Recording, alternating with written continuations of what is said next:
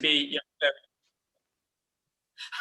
Did everyone get a nice little voice there to say that this meeting is being recorded? So everyone knows that first little bit, that the meeting is being recorded, and there's no particular threat about that, but I will come to that in just a second. Hello, everybody. Thank you all very much for being here. My name's Nick. Anyone based in Norfolk might have come across me in that I'm a naturalist and work with conservation organisations in Norfolk and tend to do quite a lot of facilitating kinds of things, which is why Rob has kindly approached me and asked me to be, in his words, a cheerful conduit to help this meeting chip along. And I will be in charge of just keeping us to time and introducing people, and we'll also be keeping an eye on the chat to check what questions are coming in. Rob's already had a mention of that. Now, forgive me, this is a lot of information's come to me from Rob, so I'm going to be reading to you a fair bit now. So forgive me while you get my reading face and my concentrating face for a second. First of all, the purpose of the meeting, that Rob and his colleagues and friends have conceived this as an open and peaceful space in which we can find out what other people's interests in the marine conservation zone and the Cromer Shoal chalk reef are, and so we can all hear from one another and listen to one another's interests, because of course we tend to exist in our bubbles, especially so in the last year, but in our silos of information and very much in our own relationships with landscape and place. And Rob's particularly interested in finding out about sources of information which haven't been tapped, which haven't been included in monitoring of the marine conservation zone, and then leading on from that in how we then begin to tap those sources of information. And one thing that he's particularly keen on is that everybody here feels like an equal, to use a jargon word, stakeholder, in that everybody, no matter whether your interest in the marine conservation zone is picking up rubbish off the beach or whether it's diving to find new species of sponge, you are nonetheless contributing to our understanding thereof, and you are equally a stakeholder. And there are undervalued sources of information and people who provide information of that nature, such as, for example, beach cleaners, whom we would love to include, and we're very, very grateful to see people here. We're grateful also to the Norfolk Naturalists Society, of which separately I happen to be the honorary president this year, which is a great privilege, but it's Carl who is kindly hosting on the behalf of Norfolk Naturalists Society, and Carl will be uploading the recording of this meeting to the Norfolk Naturalist Society YouTube in due course, and a little bit more on that in just a moment. So everyone's here by invitation, but that doesn't mean that it's a private club, because this meeting will become a matter of public record and will end up on the Norfolk Naturalist Society YouTube. But everybody's been invited because they express a sincere and considerable interest in the marine conservation zone. So in order to keep things as direct and as slick as possible, Rob's guest list has been restricted to people who have actually shown an interest and responded positively to being included. But he did make sincere attempts to reach out to other sources of information, which of course is very much what this is about. Right, some bits of housekeeping. Carl rightly pointed out to me, and I think almost everyone has done this, please, while you're not the speaker, if you could mute yourself, just in case your pet cockatiel has a hissy fit in the background, or the telephone rings, or whatever. And if you're unfamiliar with Zoom, who at this point is unfamiliar with Zoom? But your mute button is in the bottom left of your screen. Hands up if you would like to be unfamiliar with Zoom after the last year. If you have questions, and questions are very, very welcome, as indeed are comments, please could we make them public? There is a chat which you will find in the middle of your screen at the bottom, and if you tap it, it will pop up at the side of your screen. Please could you write your questions or comments into the chat, and please could you direct them to everybody? So no specific questions to the person who's speaking meeting or to somebody whom you happen to know. If we could keep all questions as a matter of the public chat, then that helps us all to feel included and be included positively. Either at the end of the particular talk that's being given, we may have a moment or two to ask a question. If we don't, we have two sessions of questions and answers and discussion, and we'll try to bring in the questions. And both Carl and Rob and Dawn are monitoring the chat to keep up with where those questions fit. But if we miss your question, and it's really, really important, please don't hesitate to bring it up again, because we are keen for everybody's questions. Rob has already mentioned, for everyone's questions, sorry, to be answered and addressed. Times, as Rob has already mentioned, are flexible, and Rob's got lots of filler material. So if anyone feels they finish early, that's not a problem whatsoever, because Rob can bounce in with more information or his one-man version of The Sound of Music, which, if you've not seen it so far, is not to be missed. So Rob will be leaping in to save the day at moments when the day needs saving. So if you're speaking and you don't have enough material to fill your slot, that's not a problem whatsoever. We have two sessions of discussion, and during the second one, I will attempt to give you a 5-minute warning, which is 5 minutes before we reboot and start again, not reboot the Zoom, but where we start with a clean slate. And if anyone needs to nip off to the loo, to make a cup of tea, to bang their heads against a wall, 5 minutes before the end, I will be giving you a warning, which should, I believe, be at 5:45, but I will have to look at my notes for that. Something which I'm sure won't be a problem whatsoever, but this is a polite and non-confrontational space where we are all allies in our interest in the marine conservation zone, its biodiversity and its future as a meaningful place for wildlife and also for people. And therefore, everything we say to one another will be in that spirit, will be polite and positive and cheerful. And of course, the meeting is being recorded and will go on to the Norfolk and Orange Naturalist Society YouTube, which means that anything we say, any information that we volunteer, someone might question, someone might ask, well, where do you get that information? So anything we volunteer as information, we need to be able to back up, which seems like a reasonable way to start a conference in any case. And on that note, we're not in the slightest fact-averse, and we're here to discuss facts, to air facts. But as I've mentioned before, this is a peaceful and non-confrontational space. It's not a rant space. It's an exercise in coordinating everything that we know, everything that we feel about the marine conservation zone for its benefit, for the benefit of its wildlife, and for the benefit of people enjoying and experiencing its wildlife into the future. Now, how I've managed to fill 8 minutes with all of that, I'm really not sure. Rob, at that point, have I missed anything? Or Carl, for that matter, have I missed anything? Is there anything that needs to be added? All good from me. I think you've been thoroughly thorough, and everybody should feel comfortable, safe, and I think willing to go ahead. Excellent. Well, that's a ringing endorsement, but I'm still 2 minutes from being able to introduce the next person. So it's going to be me that has to do the Sound of Music at this point. Does anyone else have any questions at this point? Please, I can't see the chat because I've put you all on the side. No questions so far. Well, I could start with an absentee statement if you'd like one. That would be excellent. Please hit us with absentee statements, Rob. Okay, this is an excellent time to say that one of the communities missing from this meeting is business. I got criticism because, well, basically all criticism is against me, to be honest, he just wants to clear the reef because he wants to run a business. And my reply was, well, if people want to run businesses, which I don't, why not? So I asked Polly Wake, owner and master instructor at Crystal Seas Scuba, what she thought. And she said, as a business who uses the coast, we have an interest in the health of the reef. There is a huge public interest in our coast and the marine life in it, from many sectors, including divers, snorkelers, surfers, swimmers, beach visitors, local residents and tourists.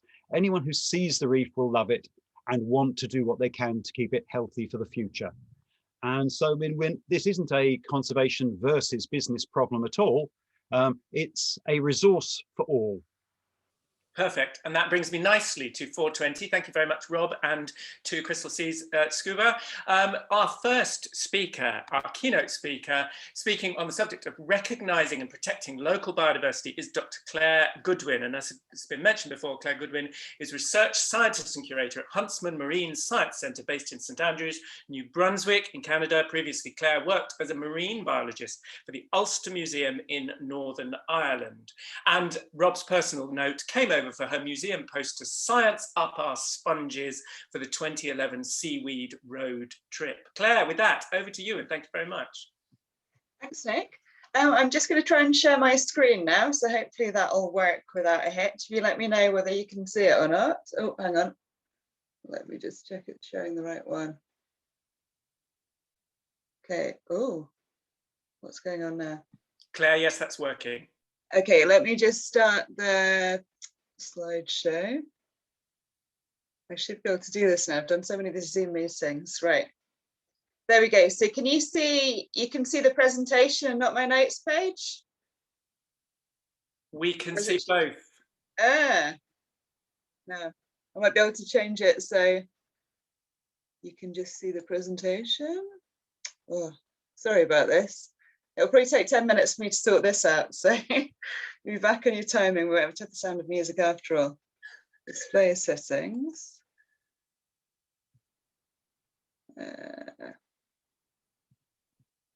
Let me stop the share and I'll try again.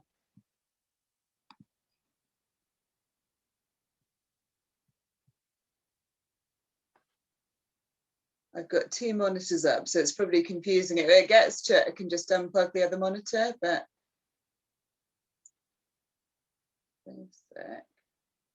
There's a little message come up for you, Claire, just okay. to say swap over the monitors. That should do it.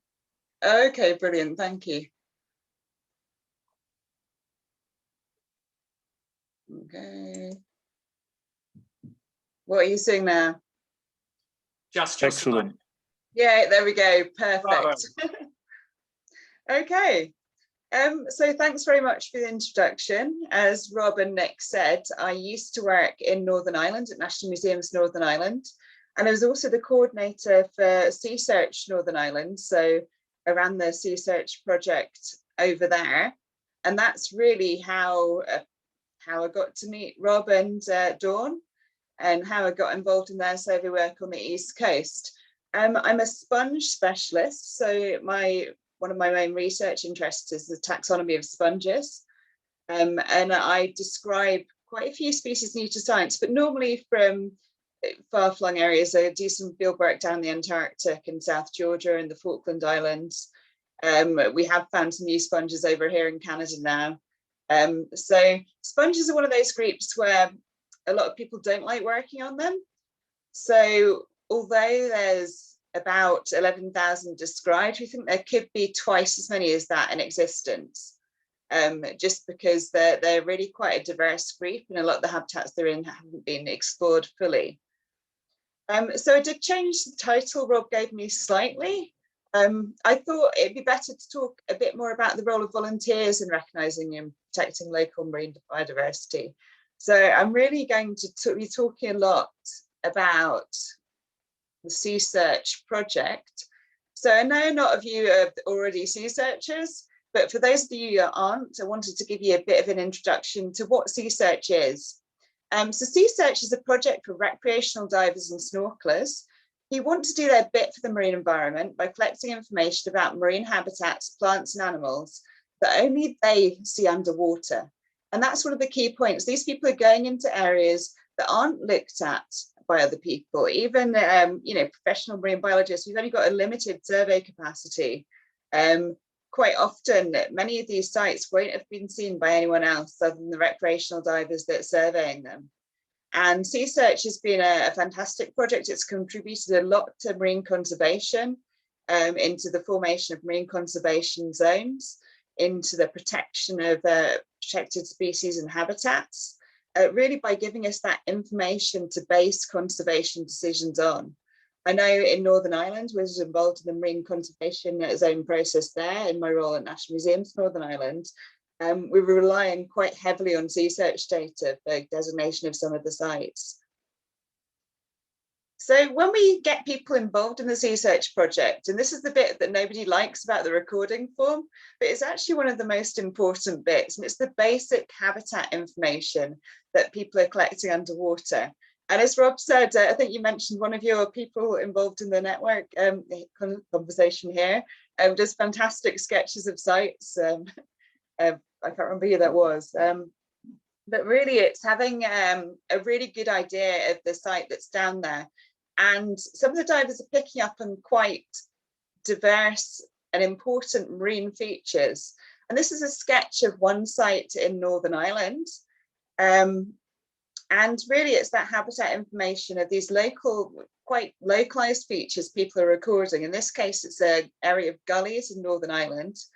And they were able to go in. This is the first time that the habitat had been recorded. People were able to go in and say there's this distinct area, it's narrow gullies, it's cave habitat, it's quite important geologically, and flag that up to the local record centre. So nobody really likes this part of the sea search form, but it provides very important information, and your drawing really doesn't have to be fantastic to convey that information across. So in terms of habitats, this is just giving a few examples of the habitat features that volunteers have highlighted and flagged up. Of course, there's the North Norfolk chalk reef, and I know we're going to be hearing a lot about that later on. But that is really, the extent of the reef really wasn't known about until people started diving on it. And it was only then that it was highlighted as a really important feature, and then later obviously became a conservation zone. The one I was mentioning before was sea search in Northern Ireland. That's Ardgas Gullies in Northern Ireland. And that was recommended as a marine conservation zone based on geological features, on the basis of sea search data alone. Really, there were several surveys done at the site, but it was just sea search data.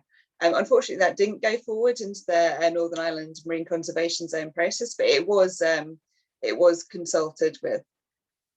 And then even habitats, biological habitats. For example, this is a rare flame shell reef that was discovered by the community of Arran Seabed Trust of Arran. And flame shells are a priority marine feature. They form these amazing biogenic reefs where large numbers of flame shells mesh together with herbaceous threads. And they're very important grounds for other habitat, other species. I think 246 species were found in the other 6 bed in the Clyde.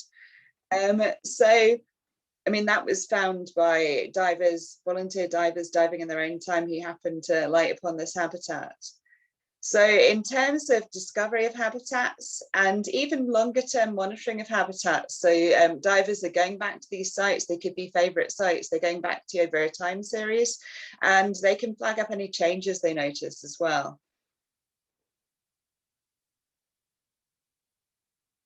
Next example I want to give, I'm just going to have a quick drink here, is improving our knowledge about species distributions. And this is becoming really topical now, particularly with climate change. We want to monitor how species shift around the UK. We're looking at these northern range shifts and distribution of particular species. So by getting a lot of spot records, you can monitor that really well. Also with invasive species, we can get volunteers to look out for particular invasive species of interest. For example, there are some sea squirts that are really invasive and can be recognised easily underwater by volunteers, and we get great records of those as well. But this is a particular fish that was really not recognised as being present in the UK in the 1980s. And it's a southern species, the red blenny, that was originally described from Brittany and has a southern distribution going right down to the Azores along the coast of Portugal. And there was a problem with taxonomy. When it was originally described, it was recognised it might be a breeding form of the tompot blenny, which is our common blenny species. It's really charismatic. It's got cute little eye tentacles, so you get a lot of photos of that. But it was recognised that we did probably have the red blenny present in the UK as well. It's meant to be distinguished by a length of lateral line on the body on the side of the fish, but obviously that's really quite hard to see underwater when you're diving. So this is part of my work at the Ulster Museum with Bernard Picton. Something we did was actually collate all the records of the red blennies from volunteer divers. A lot of them were sea search records, but also from historical surveys done in the 1980s by Bernard and his colleagues. They'd originally flagged up a blenny that looked a bit different, but had sent it to a fish expert and we're told, no, it's just a funny coloured tompot blenny, which it turned out not to be. It turned out to be the red blenny. And by gathering all those photos together, we were able to find some field characteristics for the red blenny. On the top photo, I don't know where you can see the little circle on top photo. The red blenny, as well as being brighter red in colour, has these two white sort of fan-shaped lines that come down from its eye, whereas the tompot only has one clear white patch under its eye. And it's also much browner colour, but that can be, some of the red blennies can look more brownish in coloration. So in our paper we published in 2007, we were able to gather together these records and definitely confirm that it was present in the UK. As you expect for a southern species, you just have a sort of westerly distribution. So the original records were from Ireland in the 1980s. We recorded it from 2006 in Northern Ireland. And it's also been recorded on the west coast of Scotland and down in the Scilly Isles. So that was the status of records in 2007.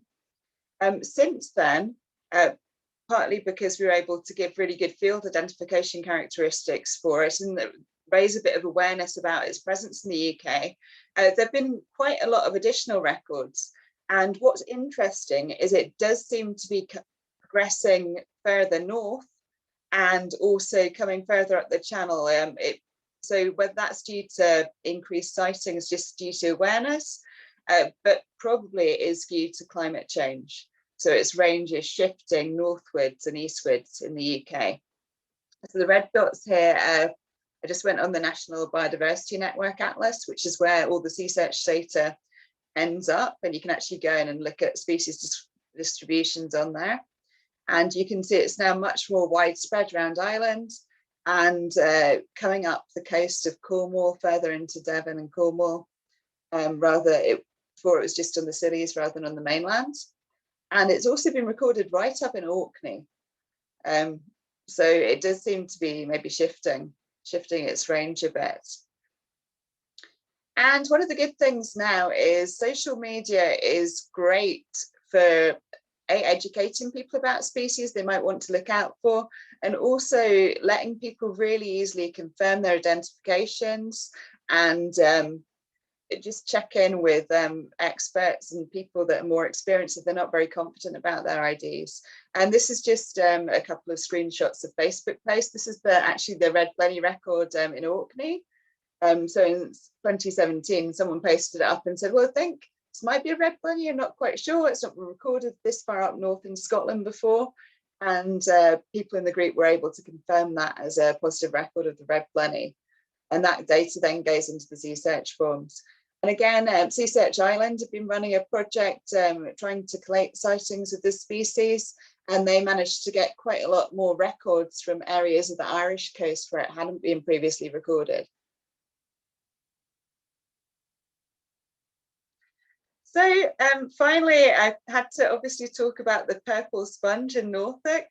So volunteers are improving our knowledge about species that we do know exist, but still there are species down there, even around the coast of the UK, which is quite well studied by comparison to other areas.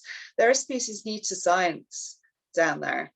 And this sponge was flagged up by Dawn and Rob as an unusual species. They noticed, you can see it's very bright purple, an encrusting sponge, but it's very bright purple. It forms these large patches. And you really don't get many other encrusting purple sponges in the UK. So they flagged it up as a distinctive species and wanted to get an identification on that. And I was lucky enough to come and explore the East Coast with them on this. It was a Seaweed East survey, but we did have people from other groups there looking at other groups and doing more general habitat survey. Now, interestingly, the North Sea, when you look at records of species for the North Sea, for sponges, because a lot of the sampling has been done in the softer bottom areas, there really aren't records of even many common sponge species in the North Sea. And that's one of the things that Sea Search has been contributing to, actually getting records and saying, no, this species is found on the East Coast as well. It's just people haven't looked in the right habitats for it. So the Sea Search divers can go into maybe slightly rockier habitats, areas where there are wrecks, and pick up records of sponge species that we didn't previously think were present in the North Sea. But as I said, this purple sponge, Dawn recognised it as really something quite unusual. And during the Sea Search East survey, Seaweed East survey, we were able to get samples of it and confirm it as a species new to science. So it is new to science. It's a Hymodesmia stylopus species.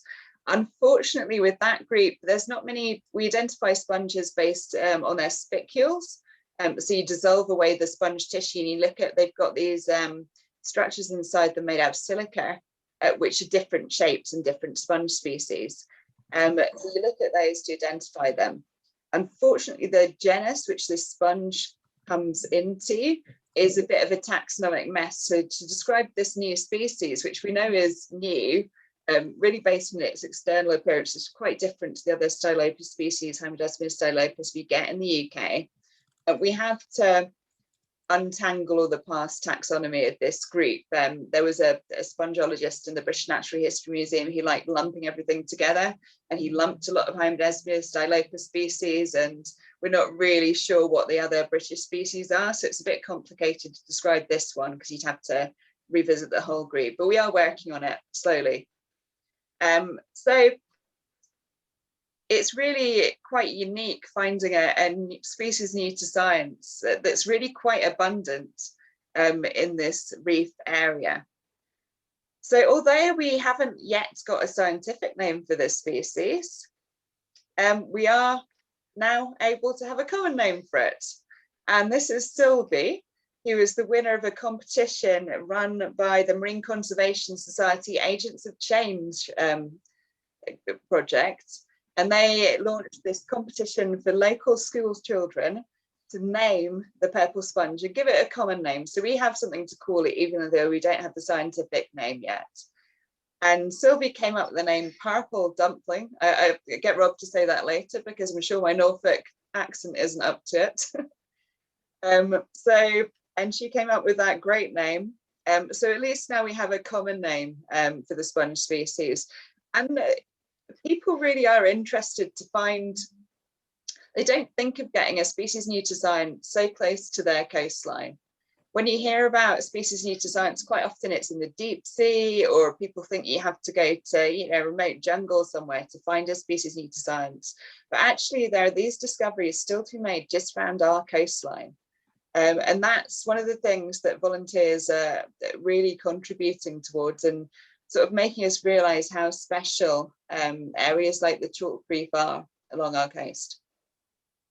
And I think that's all the slides I have for now. I don't know whether I'm out of time. I'm happy to take questions if I'm not.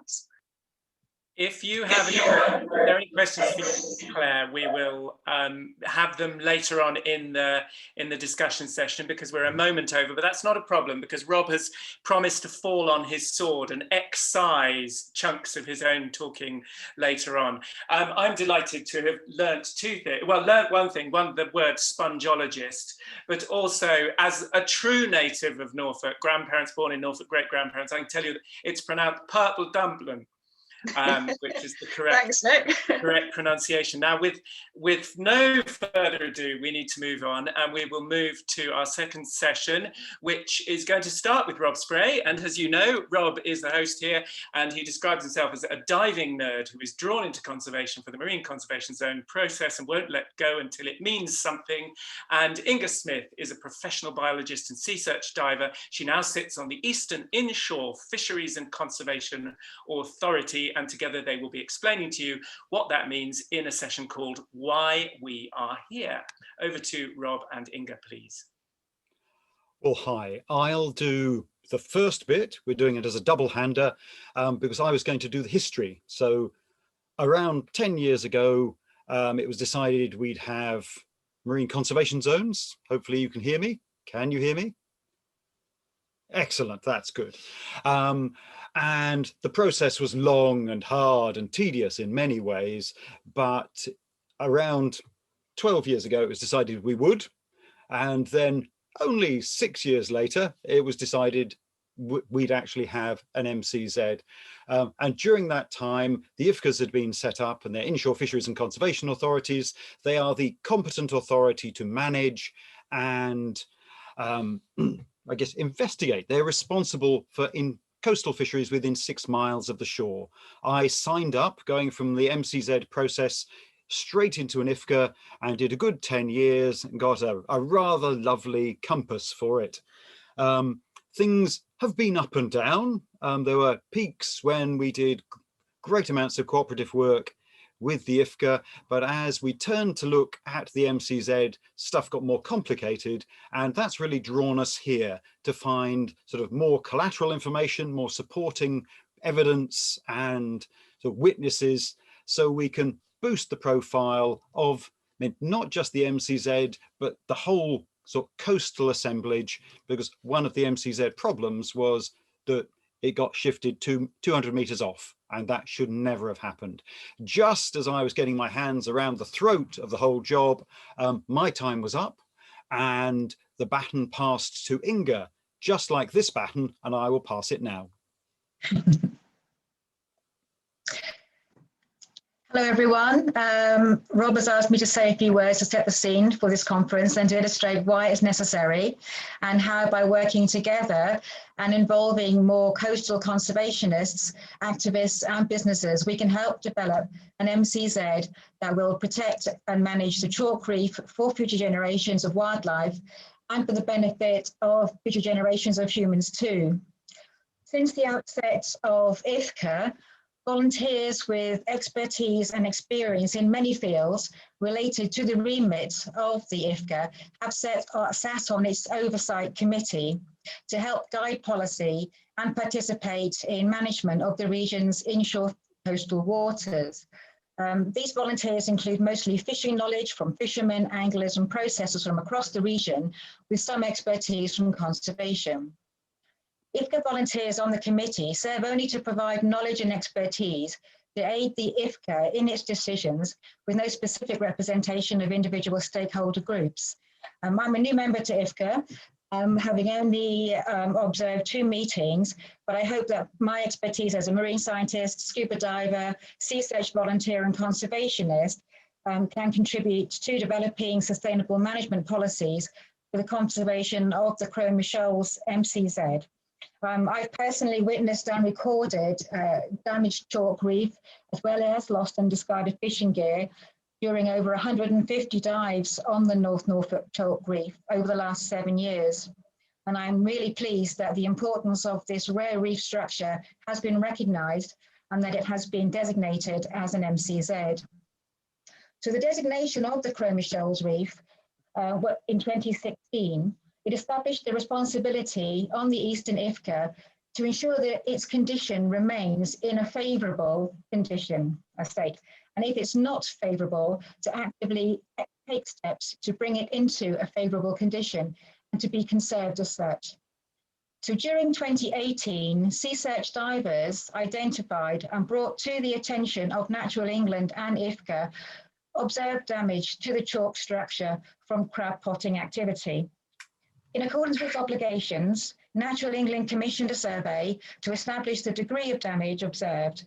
This was carried out in 2019, where 4 dives were carried out to investigate the extent to which the chalk was being damaged and by what cause.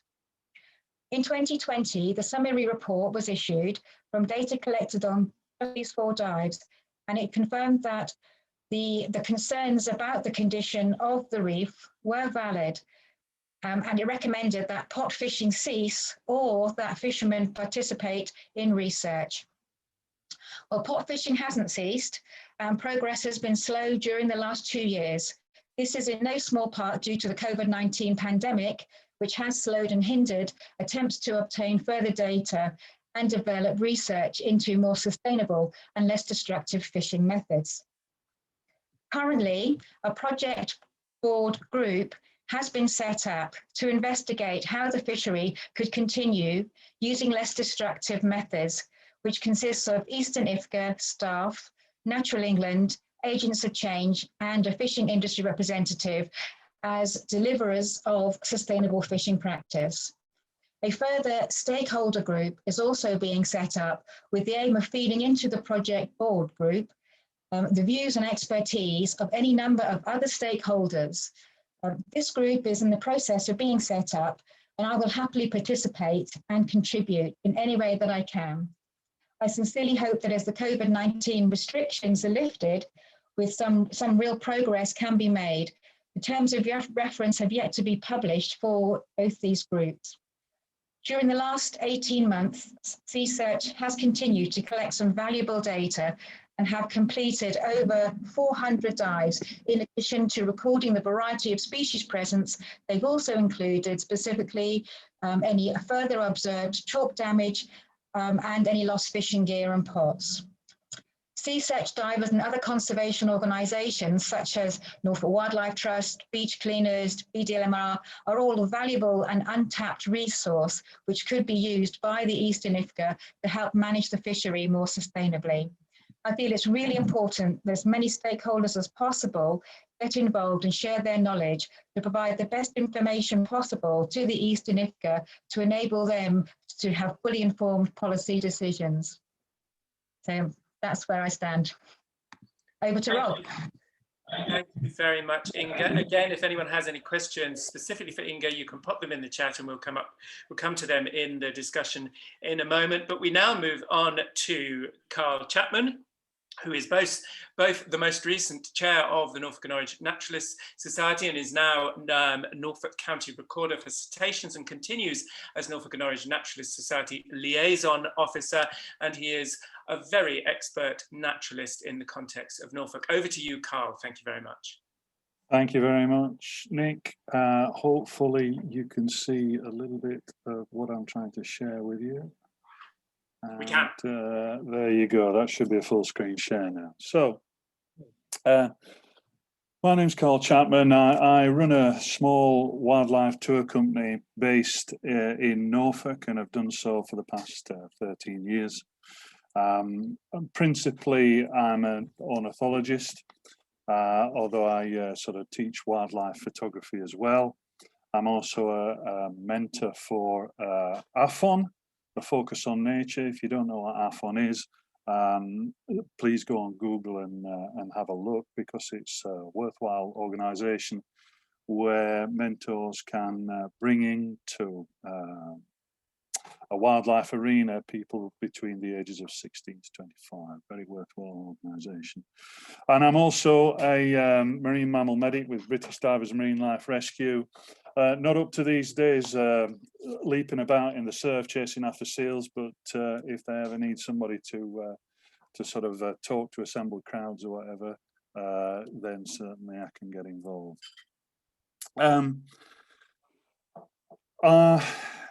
I've been chairman of the NNS, the Norfolk and Norwich Naturalist Society, for the past 4 years up until last April, when I handed over to Tony, who was also in this meeting.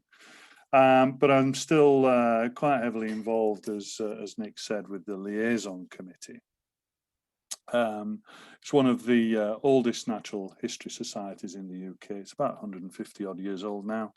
And the liaison committee keeps a watchful eye on planning issues within the county. So it's just something that we've recently decided to bring in. I'm also, here's me looking like a member of the Taliban. I'm also Norfolk Cetacean Recorder and also Sea-Watch Foundation Regional Coordinator, which basically means that I cover an area in Norfolk from the Nene round to the Yare, recording cetaceans, of which there are 19 species historically in Norfolk. It's not, to be fair, a hotbed at all, but we do have increasing numbers.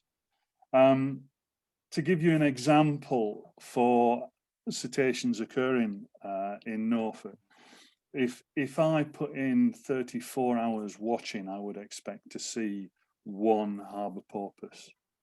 So you can see it's not one of these things that that you're going to get people interested in doing, in watching the sea for all that length of time, and it is in fact quite difficult to recruit watchers. And an awful lot of the records of cetaceans in Norfolk come from bird watchers, as perhaps you might expect. I set up a Norfolk cetacean site to which you can register. And basically in 2012, when I set that up, it showed a jump in records from about 20 per annum to about 150. People love seeing their name on a computer screen in relation to the records that they're producing, which is great. And you can sort of register on there to receive updates and sightings by tweet or email. So it's something that everyone can get involved in. There are changes afoot. First of all, harbour porpoise numbers are plummeting. Now, initially, this was quite concerning, and because numbers weren't appearing further north off Lincolnshire and Yorkshire, I was making a presumption that a number of issues that had been noted in relation to diseases that were being transferred from grey seals to harbour porpoise were at play. Since I wrote an article for Transactions that was published by the NNS, that may not be the case. It may be that harbour porpoise numbers are moving offshore and spending quite a bit of time around the wind farms. Wind farms, once the initial settling in period has sort of once the construction period, should I say, has been completed, where they're pile driving into the seabed, harbour porpoise numbers are attracted back because these things are acting like reefs and attracting fish, and the harbour porpoise numbers appear to be occurring off the wind farms off North Norfolk with more regularity. However, it's difficult for me to monitor that simply because of the recorders that I'm relying on aren't particularly forthcoming with data, simply because the guys out there are doing a job rather than recording cetaceans. So we'll wait and see. We'll wait and see what's happening there. So increasing number of common dolphins in summer months is what could be termed as a sea warming phenomena. They're moving from the south up to the north. We seem to have lost records now of white-beaked dolphin, which are a cold water species, and they seem to be compressed within the middle of the country, off Yorkshire and Northumberland now, simply because that's the sort of shadow area of the warmer currents that are coming off the Atlantic. So they're not moving totally further north. They're just moving sort of within the colder water off Yorkshire and Northumberland. So we are increasing numbers of common dolphin. We're also getting an increase in the number of larger cetaceans in autumn. And this is a sort of a gradual process. Some of it may be increased recording, but if you look at minke whale, for instance, as a typical a larger species of cetacean that occurs inshore, you can sort of get a grasp of the increase in records there right back to 1255. But there's an increase in similar number for fin whale and also humpback whale numbers as well. And it seems reasonable to suggest that numbers will increase in future as cetacean stocks increase. We're no longer hunting these things, so numbers will generally increase. So hopefully we'll get a greater number inshore off Norfolk for everybody to see. My major concern in that is the number of crab pot lines. To me, it's concerning. I can stand at West Runton, or I did stand at West Runton and last summer, and I counted 215 marker flags from one point, from a single point. That's what I could see. Now, as I understand it, the rope goes down from the flag and attaches itself to several pots.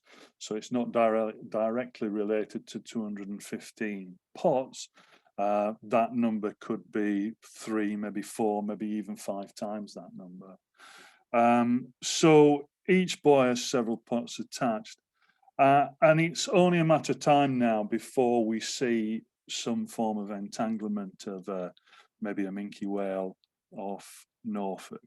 And Di will probably come in and tell us about the later with regards to the marine divers, British Marine Divers Marine Life Rescue, that we wouldn't have anything local to actually give us something to tackle that instant, and undoubtedly the animal would drift away, maybe even die.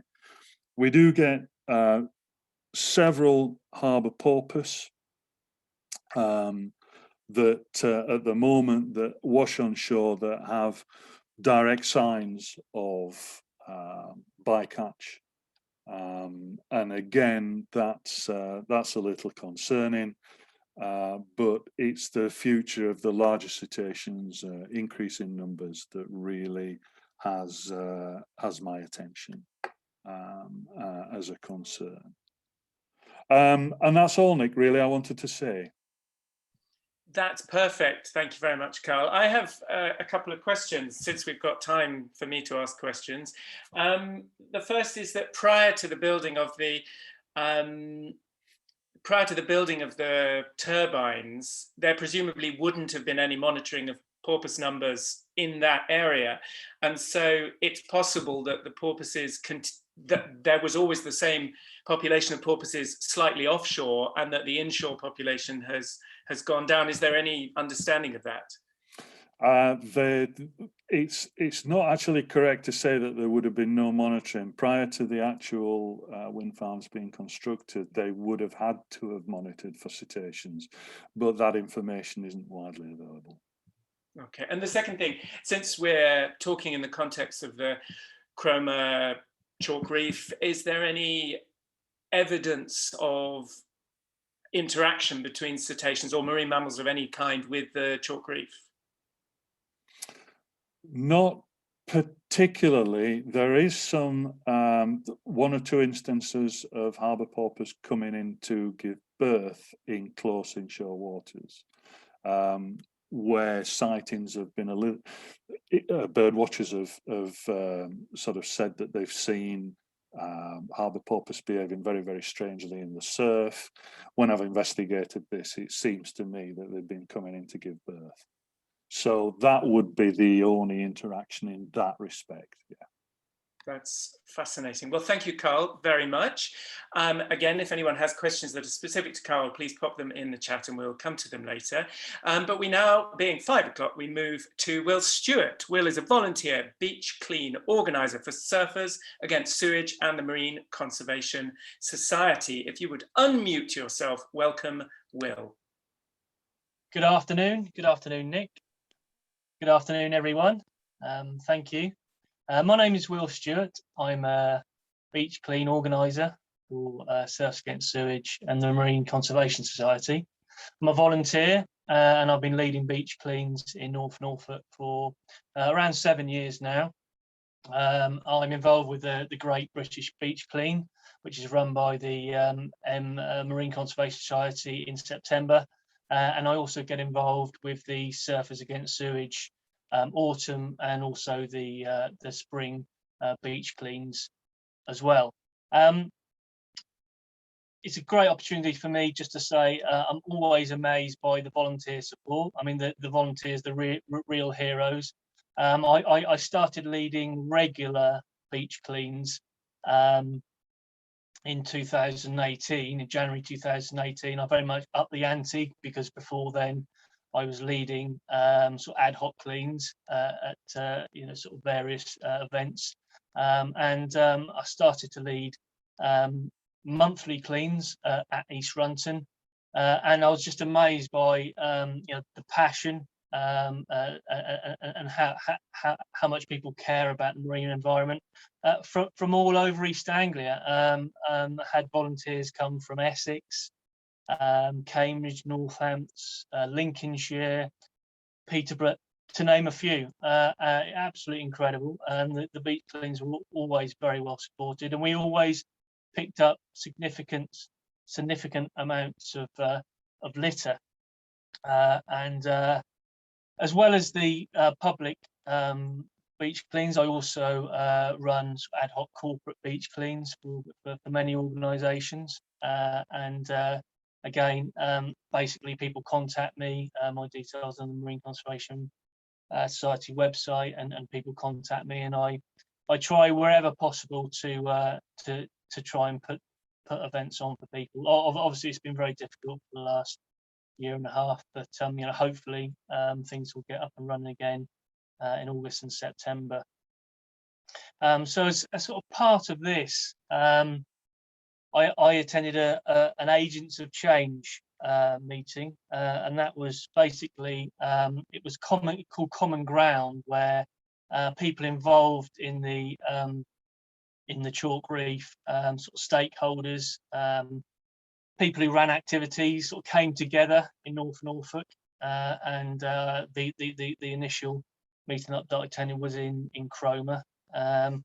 People came together, fishermen, divers, snorkelers, anglers, surfers, etc.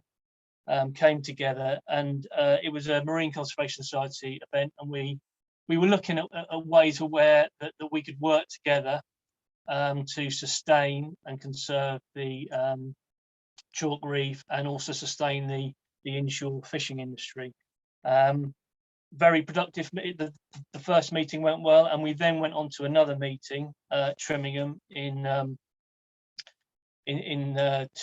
November and 2018, and it was there that I was asked to speak about the sort of things that I find, and there were IFCA representatives there, also lots of local fishermen, and again lots of stakeholders there, and one of the most common thing that I find is, along with rope, is the plastic coatings from crab and lobster pots, and had a great discussion. Rob was on a table, and a fisherman from Sheringham, and also an IFCA representative, and they suggested that there was a possibility that there could be a trial, that actually these plastic coatings that coat the metal, most commonly found on the beach cleans, that there could be potential alternatives, and there could be a way of reducing them. Yeah, we sort of went away from that meeting and was told that there'd be a trial. There'd be a trial. A Norfolk fisherman would trial pots without this coating, Time went by and didn't hear anything. But an IFCA representative in April 2019 contacted me by email. I'd sent various emails out by then, and he was shocked to learn of the value of plastic coverings that were collected on the beach. Were collected on the beach cleans, and he said that he'd passed this to a colleague. Again, didn't hear anything till October 2020. I mean, again, various emails were sent, and then Marine Conservation Society contacted me to say that they were looking into it, but again, haven't heard anything. Obviously, it's been a challenging time since then. But I think at that meeting, it really, although nothing has kind of come out of it directly at this stage, that meeting, that actually meeting showed that through discussion, through people meeting up and discussing the issues and presenting the evidence, there is potential to reduce plastic. You know, right across the board. I mean, I'm currently involved with a Million Mile Beach Clean Surf Against Sewage as a volunteer, and I'm currently involved with brand audits for that. So it's where we sort of collect rubbish from the beach, and then after that, I kind of rummage through and sort out all the different brands, make a note of that. And then send that back to Surf Against Sewage, and then they get on to the brands. I'm not going to name any, but I'm sure you can imagine the sort of brands that are found on the beach, and hopefully they'll kind of put pressure, and you know those organisations, businesses will hopefully change. So I think right across the board, I mean, I'm always keen as a beach. I owe it to those volunteers that travel so far, to try and break the chain. Obviously, as far as I'm concerned, every bit of litter that is removed from the beach could be potentially harmful. You know, it reduces the risk of damage to the marine environment and wildlife. And you know, I really owe it to them to try and pursue reducing the source, because otherwise it's just going to be an ongoing cycle, and obviously plastic, you know, taking years and years doesn't really break up, as you all know. It kind of it doesn't break down, it just breaks up. So there's an ongoing accumulation, even since the Agents of Change meeting 2018, as obviously a big accumulation of plastic coatings and other things. So I'm always keen, and whenever I mention this at the start of a beach clean, I think it means a great deal to the volunteers, the fact that actually what they're collecting is going to be used as evidence that it's not just you know, we're not just chucking it away or recycling it. We're actually looking to use their time and what they find in a constructive way. So I'm always keen across the board, you know, in any way that I can. I'm sure you're all aware of the facts, that you know, the kind of build up and the facts relating to plastic and other litter.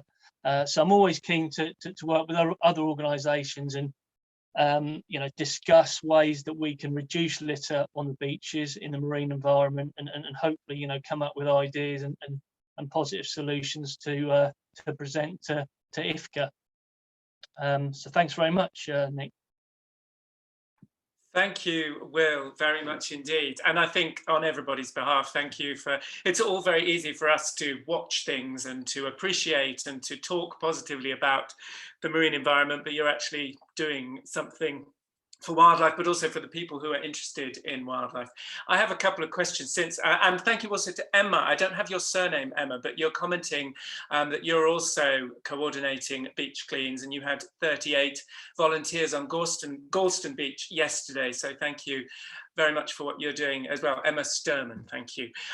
Will, is there a formal process for recording the litter that is picked up, and for categorizing it, giving percentages of what is from fishing, what is from other sources. This is a big question I can see in your face. Yeah, it's a really, I mean, it boils down to time. So I work full time. So this is done on a voluntary, although I'm leading, it's done on a voluntary basis. So it's really, it's how much time I've got to rummage through, because obviously I can't record as I collect. I mean, I do the marine conservation 100-meter surveys with a volunteer, and I can record those, but they're very limited. And much of the litter is beyond 100 or 200 meters beyond the car park. For example, at East Runton, you've got the slipway.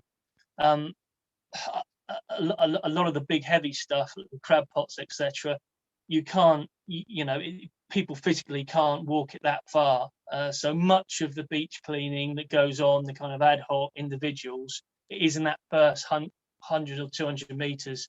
A great example of that is that between Sheringham and Weybourne, as far as I'm concerned, it's the worst area for marine litter in the kind of area that I've picked. So that's Weybourne round to Munsley, and it's basically you've got a cliff and a golf course, and then so you can't get the rubbish off. You either have to kind of walk it to Sheringham, which is, I don't know, 1.5 miles maybe, or walk it back to Weybourne, which is again 1.5 miles, 2 miles on shingle. And it's very deep water there, and also I think you've got some tidal convergence there as well. So it makes it very difficult, and during the beach cleans, I mean, there are specific times of the year when I do have a rummage through other people's litter, and for the brand audit, for example, and I think, I mean, it varies, but I'd say, across the year by weight, I'd say it's sort of 70 or 80% fishing, so crab pots. I mean, obviously they're the big weight, and ropes. So let's break it down a bit, because there is a subtle difference between summer and winter. In the summer, there's more sort of beach litter. So you're looking at maybe between 40 to 50%, I'd say, sort of fishing related. And then in the winter, probably more like 60%. But again, it varies. It varies a great deal. But it's not. I mean, ideally, every beach clean, I'd get it all out and I'd count it, and then we'd get some really useful, unambiguous data. But it's at the moment, I occasionally look at the rubbish, but it's largely estimating, and like I said, certainly the coatings are the most regular thing that I've found. On a beach clean about 2.5 years ago, winter one at Weybourne found around 60 in a mile, and I had one a couple of months ago, again at Weybourne, found around 45. And once they've fallen off, does the crab pot become less viable to the fishermen? It's not. That's a good question. I don't know. I mean, all I know is that the IFCA official and the Sheringham fishermen believed that there was a way that it wasn't essential to have these coatings, and that there was a possibility of a trial. So that's, for me, that was big news. And I suppose the coatings that we're picking up are long coatings. So we're looking at basically most of the stuff we see is your sort of 7-8 inches, and I mean anything smaller than that I actually found this the other day at East Runton, but that was only because I was, I was low to the ground. So anything sort of smaller than that actually won't picked up. So for the, there's still, even though we're picking up quite a few, there's obviously a proportion that's going to remain in the marine environment. Have I answered the question, or was there another question, Nick? No, for now, that's perfect. Thank you very much, Will. And thanks on everyone's behalf, because we're pushing the time now. But if anyone has further questions, we can bring you in when we have a discussion in just a moment. But thank you both for what you do and for speaking to us right now.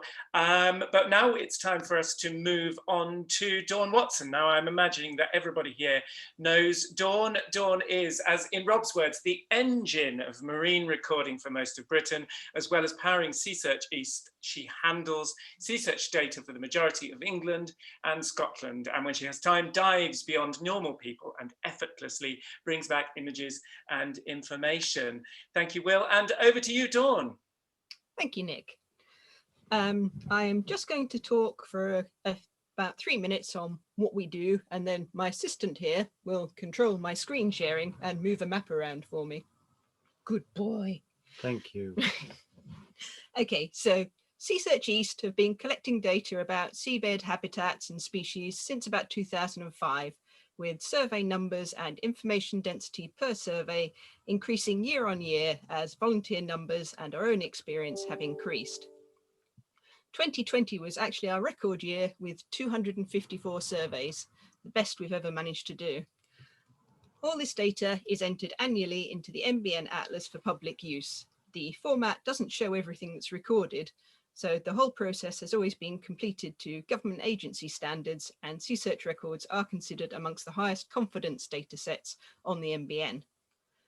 There is space on each recording form for text about any man-made effects seen underwater, and it has been used by divers surprised to see large-scale damage or littering since recording began, but use was only encouraged by Sea Search Central after a formal request from Natural England in 2010 to note occurrences of litter. Chalk damage from lost and live pots has been formally recorded since 2019, so we've got a lot to do to catch up there. We realised in 2019 that the free text boxes on the forms contained information that, although uploaded to the NBN Atlas, was not exploitable there, nor completely transcribed by the last person to put it in. We returned to all the available paper records, thinned them to returns from the MCZ between 2006 and 2020, which amounted to some 1,800 individual surveys. This is an ongoing process. The earliest records have only just been released from National Archives, and we will be able to add a lot more detail to those years during 2021. Information from those 1,800 surveys was then entered into 15 big spreadsheets, and they are big, which gave each survey better positional information, start and end positions, GPS tracks were available, and a unique ID, which is traceable to the national database and can be followed through the whole process to making the maps. The content of the free text boxes were copied across and then used to populate indicators of live fishing gear, lost angling tackle, processed fishing waste, other litter, and chalk damage. Further columns note whether chalk or clay was present, and columns for the presence of wood and peat reefs are currently being added because we decided that would be useful too. A further free text box on each form for noteworthy species and seabed features was also copied across for later use. Since most of the fishing and damage categories have never been a formal part of the recording process, they tend to be under-recorded, but we have protocols in place for 2021 onwards to make sure that they are more evenly and usefully noted. When these chalk damage issues were first raised with the IFCA, we had done more than 1,400 surveys crossing the MCZ. Since then, Natural England have done 4 surveys, while we have added another 400 and changed our recording protocols to describe and categorise chalk damage and the objects causing it. The North Sea Wildlife Trusts offered to take our data and make it into an interactive map that could be made publicly available, but when COVID lockdown got in the way, we found that that was just impossible. So we were lucky to find that one of our Sea Search volunteers, Rob Claxton, had an interest and aptitude for GIS mapping. He produced a contoured map of the Norfolk seabed just for fun. And we thought, well, we've got somebody there. He offered to produce this map, which my assistant is now sharing, for us entirely in his own time and with hardly any changes required, as he knew exactly what we needed to achieve. This work was supported by the North Sea Wildlife Trust, so we're still very grateful to them as well. The map is interactive and consists of several layers, which can be swapped between and zoomed in and out of to examine features in detail as necessary. The individual squares are approximately 100 meters across and shaded as a heat map with a color gradient reflecting how many incidences of each activity have been recorded there. Hovering over a particular square will give an accurate number currently up to the end of 2020. The default tab on opening is for all dives and shows the extent of shore and small boat surveys, including a growing number of snorkel and intertidal surveys undertaken in and around the MCZ. My assistant will now zoom into Weybourne. Some areas of seabed may only have been visited once, while others, like the Rosalie Wreck off Weybourne, contain squares which have been crossed by 242 separate recorders. Other tabs show the incidence of fishing gear and damage recorded as a subset of all these records. Just changing to the next layer. Lost fishing gear includes lost pots, rope, nets, and anchors, and can range from a single anchor caught in a wreck to a whole pot string tangled around the chalk, actively causing damage. This is currently just a simple indicator of presence, but the description in spreadsheets can be returned to in the future to give a measure of size, severity, or type. Live fishing gear. Live fishing gear is not recorded as often as it is encountered. This is due to a couple of factors. Volunteers have been under the impression that it doesn't need to be recorded as it's only temporary, but that should not be the case in the future because we've spoken to them quite severely. Divers also swim out directly from shore and will only cross a string of pots at a single point on its length. If this point is halfway between two pots, the rope may sit high enough in the water column that the divers can swim straight underneath without ever being aware of it. Only divers towing buoys are aware of every single line they cross, as they have to stop and untangle their buoy every 5 minutes. The lost angling gear is more frequently recorded, but tends to concentrate either where beach fishing is popular, where it's found close to shore, or where day boats take anglers out to shallow wrecks to lose their tackle.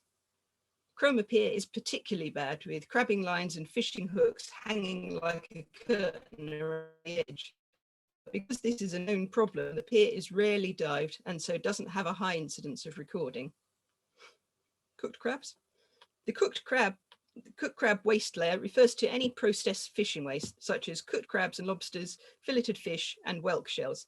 These are often found in piles along pot lines or just off the shore where boats launch. Although this is industrial waste, returning the organic stuff to the sea provides food for scavengers, and they eventually disperse it across the seabed. A much worse practice is dumping it over the side inside sealed bin bags, where it just sits as a heavy mass on the bottom and kills everything until the bags get torn open and washed away. This is just completely unnecessary. Chalk damage. The chalk damage has only been formally recorded since 2019 and so is currently underrepresented. Even so, it can be seen that it is concentrated wherever boats are launched and pots deployed. An interesting example of damage not simply being present wherever the chalk reef exists is salt. There is no chalk damage recorded because the very few pots seen there are on very flat chalk 300 meters offshore and not on the very soft reef closer in. The chalk and clay tabs are again a very similar presence and absence indicator, not giving any information about the ruggedness of the seabed. This is information which can be extracted from the original records, photographs and videos of sites, but will require extra work. It will also require some thought for mapping, it will also require some more thought as ruggedness changes greatly over the course of a dive, often increasing with distance from shore. The spreadsheets are also going to be updated to include the presence of wood and peat reefs. Other litter includes anything which does not fit into the previously mentioned categories, mostly composed of drinks cans, food wrappers, plastic toys, and items of clothing, but also things like microwave ovens, boat engines, broken sea defences, some really quite big things. Smaller items of litter are always removed where possible, especially frisbees, which are very common on the seabed. As you can see, this is the layer which is closest to the all dives in scope because there is litter on every single survey. This is an ongoing piece of work and it will keep evolving.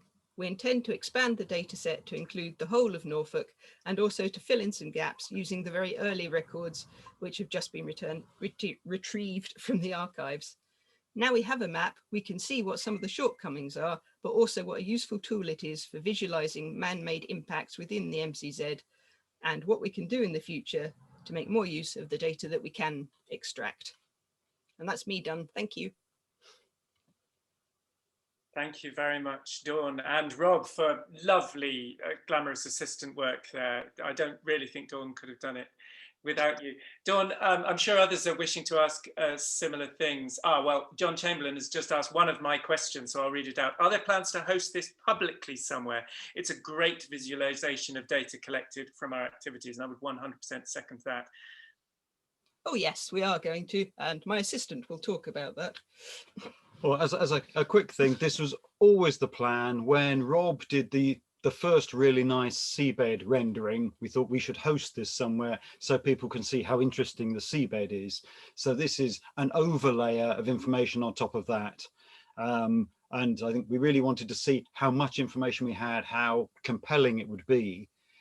But he always wanted to host it somewhere. We're kind of in competition with other potential sort of MCZ sites, but it's a brilliant resource. It will eventually tie through into galleries related to dives. So the aim is that it will be publicly available, browsable, interactively. We've just released it into the IFCA and Natural England, into sort of DEFRA family, since that was the prime drop to just show how heavily engaged we are with the process. But hopefully, yeah, it'll be a public thing as soon as possible and updated on an annual basis, hopefully. You've just, thank you, Rob, answered my second question that followed on from the one John had already asked, which was to what extent the MCZ and the IFCA have interacted with it, but you'll probably come to that. Well, we can discuss that later on, and you've answered it to a large extent. Forgive me, Dawn, if I missed this while I was fiddling around trying to read people's questions and things, but to what extent are biological records retrievable from the interactive map? Because it strikes me as a quite remarkable resource. Currently they're not, but we're looking at different ways to expand it using what we've already got. And at the minute, any biological records can be extracted back from the NBN Atlas anyway. Okay. It's no fun trying to do it, but anyone can. Yeah. But we are looking at different ways we can use this map for all kinds of purposes now we've got it. Yeah, it's complicated because the NBN currently is hard to browse. The same data is available from the JNCC as a database. So, I mean, ideally, this would be a thing that we just point into the NBN, and that's why each track includes... Can I just butt in? I'm so sorry, Rob, but just for anyone outside Norfolk who doesn't know what NBN stands for, it hasn't actually been said yet. Okay. The NBN is the National Biodiversity Network. It's a trust that hosts or aims to host all British biological records. And so part of the Sea Search mission is to make all our records public domain. So every year they are fired into the NBN.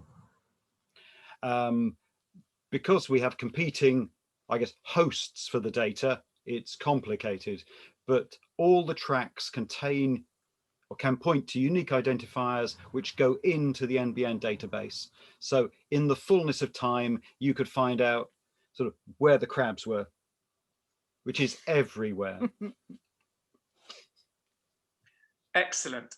Thank you both very, very much indeed. And on everyone's behalf, a massive thank you for orchestrating this meeting, but also for the massive amount of work you've done on the reef and its biodiversity and for people engagement with it for a very, very long time. We all salute you. We are de facto already in a question and answer. And I don't think that Will Nash had a question. Will Nash, if you want to let us know in the chat or unmute yourself. You had a question for Will Stewart. Do you feel your question was already answered? Hi, Nick. Yeah, that was perfectly answered by Will. Great respect to what Will does as well. Thank you. Yeah, that's perfect. In which case, where are my prepared questions? Rob and Dawn also chip in if you have any questions. But one thing that strikes me that obviously there's still more to come from other people, but what sources of information are we missing, do people think? What are we, feel free to answer in the chat, or if anyone wants to flag themselves and then unmute themselves and join in. What are we missing in terms of our understanding of the marine conservation zone, and how do we bring that information into this sphere ourselves as a group, but also into an influence then on the management of the IFCA and the marine conservation zone? Anyone noticed any holes in the information? You'd say the winter. Oh, that's true. Yeah. How do I unmute? Sorry. You are unmuted. Sorry. Yes, Rob's just pointed out that our dive season is only July to November. So all the months outside that, we don't see anything that goes on under the water. And that's to do with water sediment rather than the fact you're a bunch of lightweights. Yes, you wouldn't say that, would you? Because when we're not diving here, we're diving in Scotland, which is much colder. So that's to do with the soft sediment and the mobility of the sea, and therefore the fact that you simply can't record. Yes, so we just get no visibility at all over the winter. So in fact, there is precious little opportunity for you to, in purely practical terms, there is very little you can do about that. Yes, to be honest, unless you just want to go out and feel around, and that's not really helpful. Is there anyone here who has, I presume, Carl, that you do, is there anyone who has information on birds? Because of course, as migrant species particularly, we don't have large numbers of breeding species in that stretch of the Norfolk coast, although slightly to the west there are significant populations of gulls and terns. But in terms of migrant birds, do we have much information? And if we do, how do we access and incorporate it? Everything's in the bird report. Also, it's worth pointing out, before information on any taxa goes into the national databases, it goes through NBIS, which is the Norfolk equivalent, if you like. So they hold all the records for any given taxa. So they'll have all the bird records in that respect. And it's also worth pointing out that if you're wanting that data for non-commercial purposes, they quite often will let you have that information for free. So it would require some collation and it would require some cross-referencing, but potentially a huge, given that bird watching has happened as an activity in the on the North Norfolk coast for greatly longer than marine recording, there is a vast store of information out there.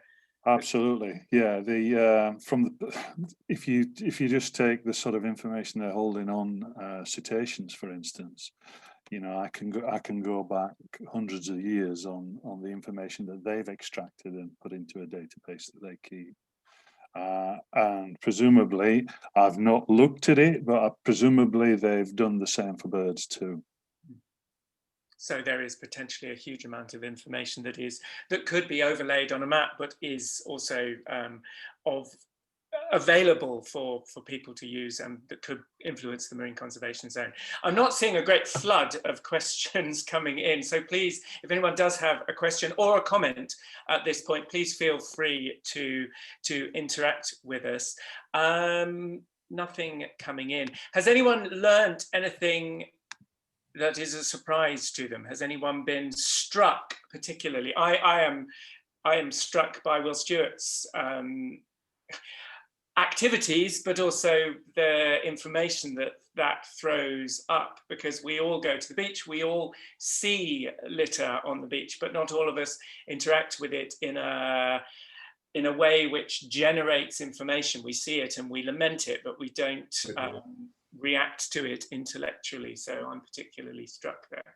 Just something that that Will did mention, Nick, was these sort of plastic coatings around the sort of crab pots. What part of the crab pot are they from? All of it. They're a dip coating that the whole pot is put in.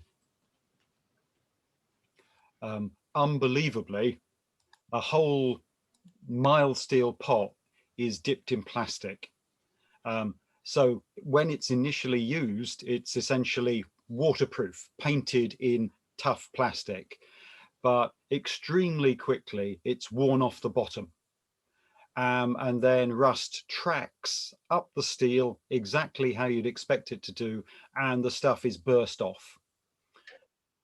The pots are used long after the plastic starts coming off, I think basically until the floors rust through. So they continue shedding from very early in their lives until they're pulled out. It's an alternative to, it's an alternative to having a bare pot. I think a bare pot would last longer. And there are some fishermen who use stainless pots. And apparently the cost is very similar, just because, yeah, it's a bare stainless steel pot, but you don't pay for the plastic process.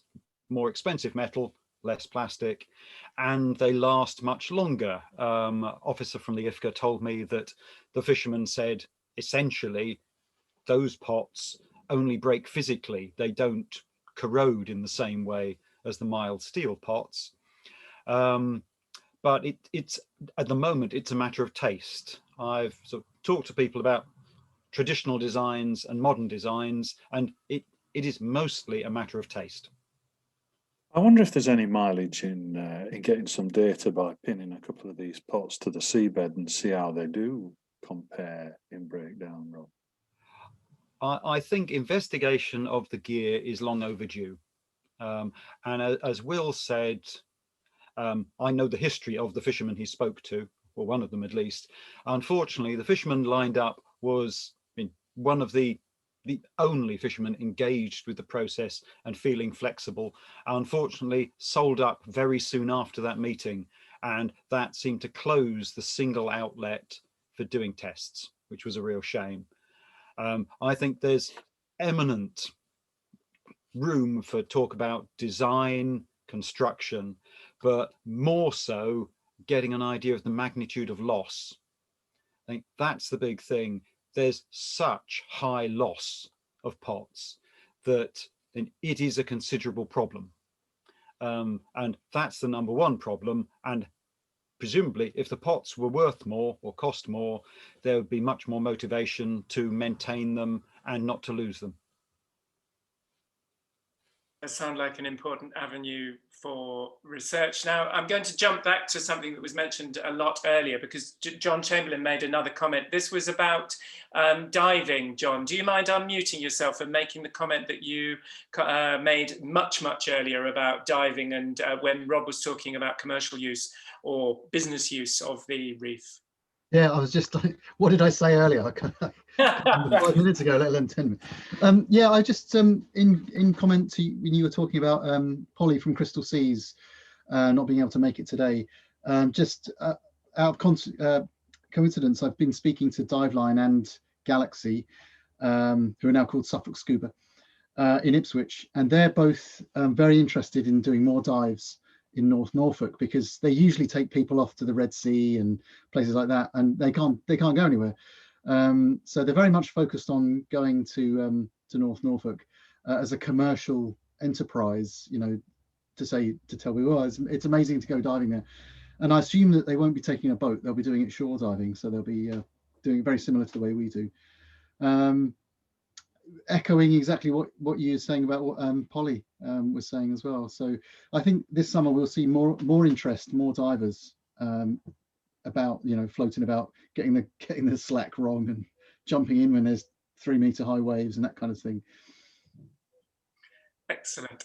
Well, thank you for that, John. Now, Rob, just to wrap this first session up, you had one or two. I've just had a new message. Let me just check. That's nothing. We'll come back to that, Emma. Thank you very much.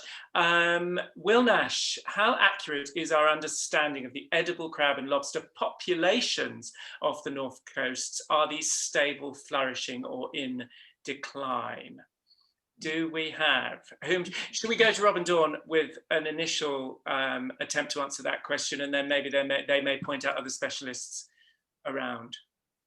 Talk about the CFAS. Yeah, and I'm sorry I've butted into this panel too much, but Dawn is allowing it, so I'll do that. And essentially, this is a delayed report back from IFCA committee work where CFAS have turned up and essentially highlighted that the populations aren't well understood. It's not that there's necessarily a shortage or a threat to crab, and I think the emphasis is more on protecting the habitat than any particular species. But the simple maths suggests that crab and possibly lobster exploitation is around maximum practical sustainable, because when extra effort is seen, the take doesn't increase. So it's plateauing, which is normally a sign that you are hoovering up the mobile, grabbable population, and the bright crabs are all just hunkered down out the way. As this is what's considered a juvenile fishery that relies a lot on migration, I think it's kind of dynamic and always been under threat. And having a better understanding of the number of crabs is a good idea. And just for historical perspective, I've added that the sizes of the crabs, although in precise amounts, have varied over the years. The restrictions were originally put in place in the 1880s when the Sheringham fishery crashed because they took everything. Presumably they were using it for fertilizer and jewelry or something. And so a size limit was put in. So our current size limit isn't science-based. It's actually 4.5 inches in old money, which was a good idea over 140 years ago. So concern about degree of fishing has gone on for a long while, and I think it's generally seen as self-limiting because of how the hard work it is and the limit of launching, but it's not well understood. And on that subject, thank you very much to Robin Smith, who's just posted a Marine Conservation Society link on that subject. Thank you very much, Robin. And Inga comments that the minimum catch size limit is less in Norfolk than around the country, so they can be collected when they are smaller. And Carl asks why that is the case. Do we have any? Inga, do you want to unmute yourself? Are you able to? I appreciate it's not, you yourself are not a crabfish person, but do you know why?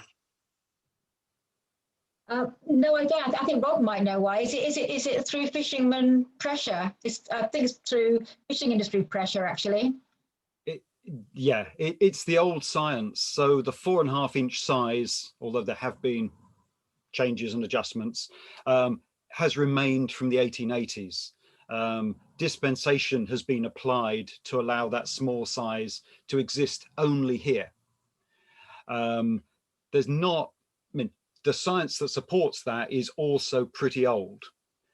And when fishermen from this area show their catches, they get roundly abused for taking juvenile crabs. The processors don't like it either, do they? Because they're too small to do anything with. When you sell by weight, the motivation to process very small crabs is limited. So it's questionable on a lot of counts. Fascinating, thank you. Rob, we're going to take a break in a minute's time, but do you want just to round up this section by giving a couple of apologies that you've got from beach cleaners? Absolutely. These aren't apologies, because these are amazing people, which I think we're seeing that they are the missing link in monitoring of the reef and the fishery health.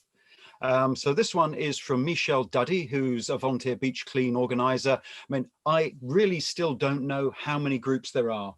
I mean, there are probably multiple groups at many of the separate beaches. So she says, as a volunteer beach clean organizer along the North Norfolk coast for the last 7 years, organizing volunteer group cleanups on a regular basis, we have found a very substantial amount of litter during this time. One of the main things found on a regular basis is discarded fishing gear, nylon rope, both thick and thin, and small and large bits, fishing netting, lobster and crab pots, and the protective rubber pieces from lobster and crab pots. This can all be accounted for in photographic evidence and statistical analysis in the form of surveys and tally systems that volunteers kindly give up their free time to do. As a conservationist volunteer group, it is important that these matters are acknowledged and monitored due to the excessive damage this discarded fishing gear can and does cause. In this area in particular, it would be seals, porpoises and seabirds affected. As a seal warden, we find necklaced seals on a regular basis with netting a nylon rope around their neck, causing deep wounds, debilitating hunting, and eventually, if not treated, death of the seals. Seabirds often get caught up in it as well. Due to this concerning and ever-growing issue, it is necessary that conservationists' voices are heard in a balanced and fair way when discussing the protection of the marine conservation zones, as they are often the volunteers that see the damage firsthand. Therefore, I would like to show my support in more conservationists attending and being involved in meetings and discussions of policies and decisions about the marine conservation zone in North Norfolk.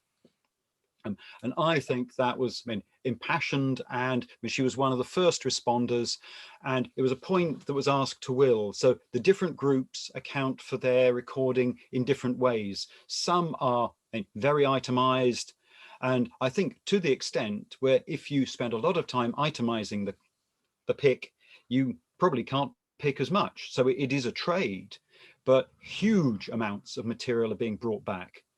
And it is by accessing this data and having an idea of its magnitude that we complete the picture, that we see concerns of live and near live gear causing damage. And then during the winter, this stuff rolls ashore. And the mechanisms it uses to leave the sea are not well understood. And they exist only as theories and are really part of what puts the reef under threat. Until they're understood, we are not on safe ground. I have a second, if you don't mind. I was about to cut you off. Yes, one more second. Oh, it's not actually a second. This is from Sheringham Beach Cleans, from Bob Smith. Sheringham beach cleaning has been carried out by a band of local volunteers for around 20 years. During the past 10 years, I have been organising monthly cleans. The volume of debris collected has reduced quite dramatically. Whether this has happened as a result of more volunteers helping or due to a reduction in rubbish being washed ashore is difficult to quantify. It may also be as a result of daily cleaning during summer months by district council contractors. However, the type of rubbish being washed ashore and collected has not changed at all. Essentially, there are two types of debris collected from the beach during our cleans, that from beach visitors and that from sea-based activities. Visitors tend to leave the usual picnic-related rubbish, beach toys together with drug and drink-related paraphernalia. Items from sea include a wide range of rubbish washed overboard, empty chemical containers, decaying crab and lobster pots, rubber covering from these pots, plenty of rope and plastic cable ties, and various fishing lines and tackle. The type and volume of rubbish collected changes with the seasons. During the summer months, we find more land-based rubbish, while during autumn and winter, we pick up more that is carried ashore from shipping and fishing. As mentioned above, however, the volume of rubbish that our volunteers collect has reduced over the past years. I like to believe this is in part due to visitors in Sheringham are met by a clean beach and tend to put their rubbish in bins provided or take it home. Unfortunately, the fact that the beach is cleaned regularly has no impact on the debris washed up from the sea. On that happy note, we shall adjourn. Thank you very much, Rob. And thanks to everyone who's contributed so far. We should be starting again in 1 minute's time, but we're going to take a 3-minute break if anyone needs to rush to the loo or fill up their cup of coffee or whatever. And we look forward to seeing you again in 3 or 4 minutes time when we'll start again, hearing from Diane. Thank you all very much.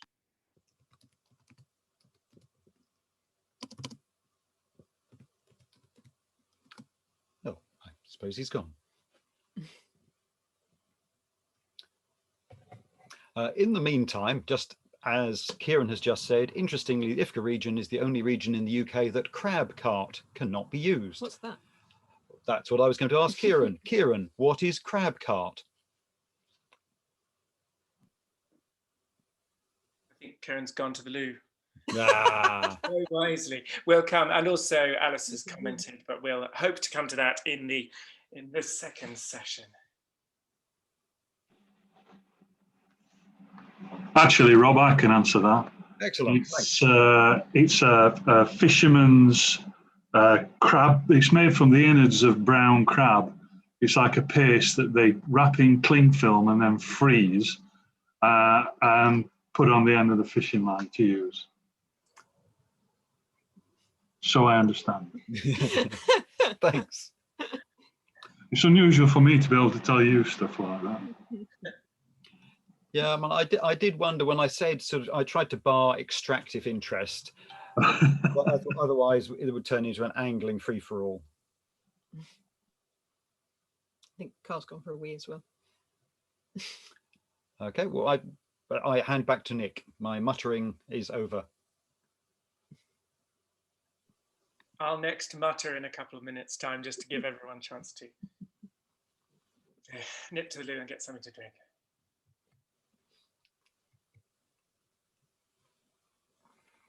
Okay, well, I'll just narrate Nick drinking then and said, essentially, the reason we have the conference is as soon as I started talking to people, I started finding out bits of information that I did not know.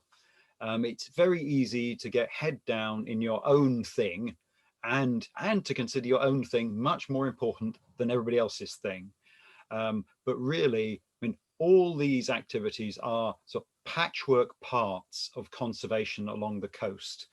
They all add to a larger picture, and the risk of considering only one is that you miss sort of the whole picture. And it was talking to Carl about the things he'd seen from cliffs that really highlighted that to me. And as soon as you talk to the beach cleaners, it is completely apparent that they are an unsung army who make the reef look sustainable. I'm blowing my wrap-up speech here. It's all right, everybody's gone.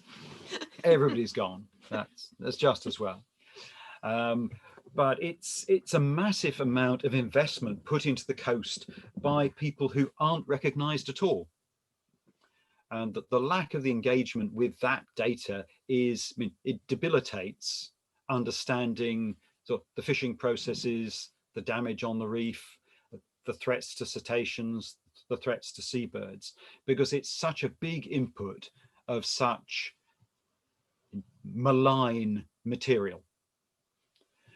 And if the stuff worked and was kept in the sea, I think you could talk about managing its impact. As it gets lost, travels across the sea and to the shore, it affects areas and arenas that really aren't managed at all.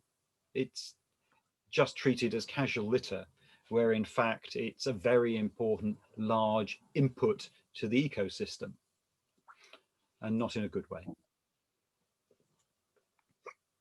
Well, I have given people 3 or 4 minutes now. It looks as though quite a few people aren't back, but in order to stay relatively brisk, I think we do need to move on. And so we're now going to move to Diane Westwood. Diane, are you with us?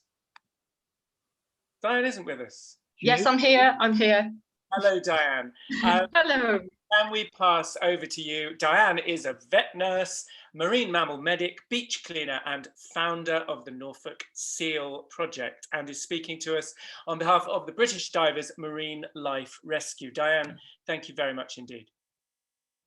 Thank you. So I'll do the piece from British Divers Marine Life Rescue first, and then I'll move on to the other bits and pieces that I do. So British Divers Marine Life Rescue, for those of you who don't know, is a charity over 30 years old. And it's the charity that was set up when the phocine distemper virus was carry on in the wash. So the organisation's about 32, 33 years old. Nationally, last year, we had 2,287 call-outs. The year before was 1,916. And around about 10% of last year's call-outs came from Norfolk. So 90% of the call-outs are seals. They're usually young animals in the first few days or weeks of life.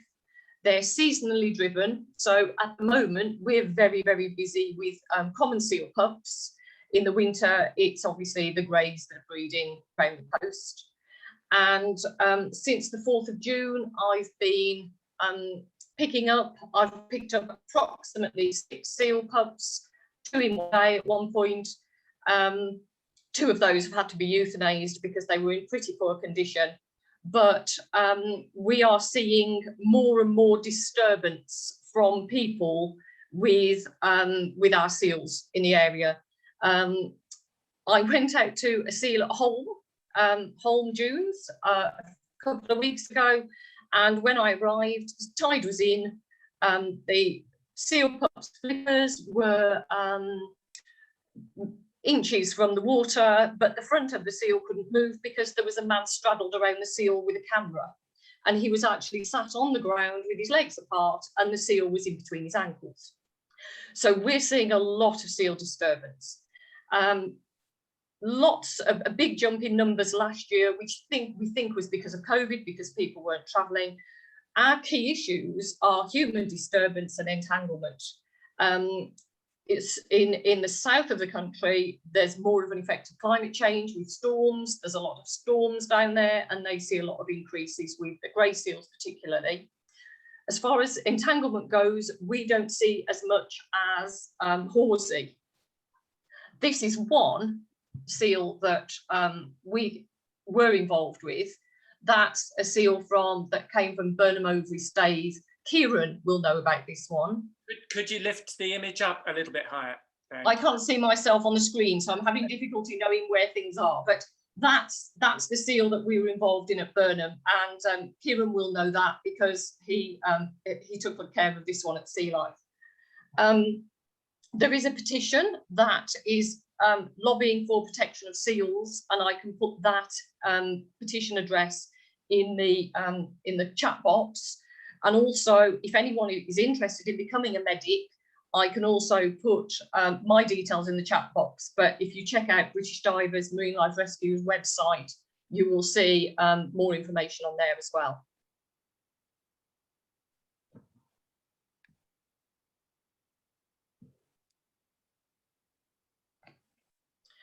I can carry on now and do a bit more about beach cleaning if you'd like.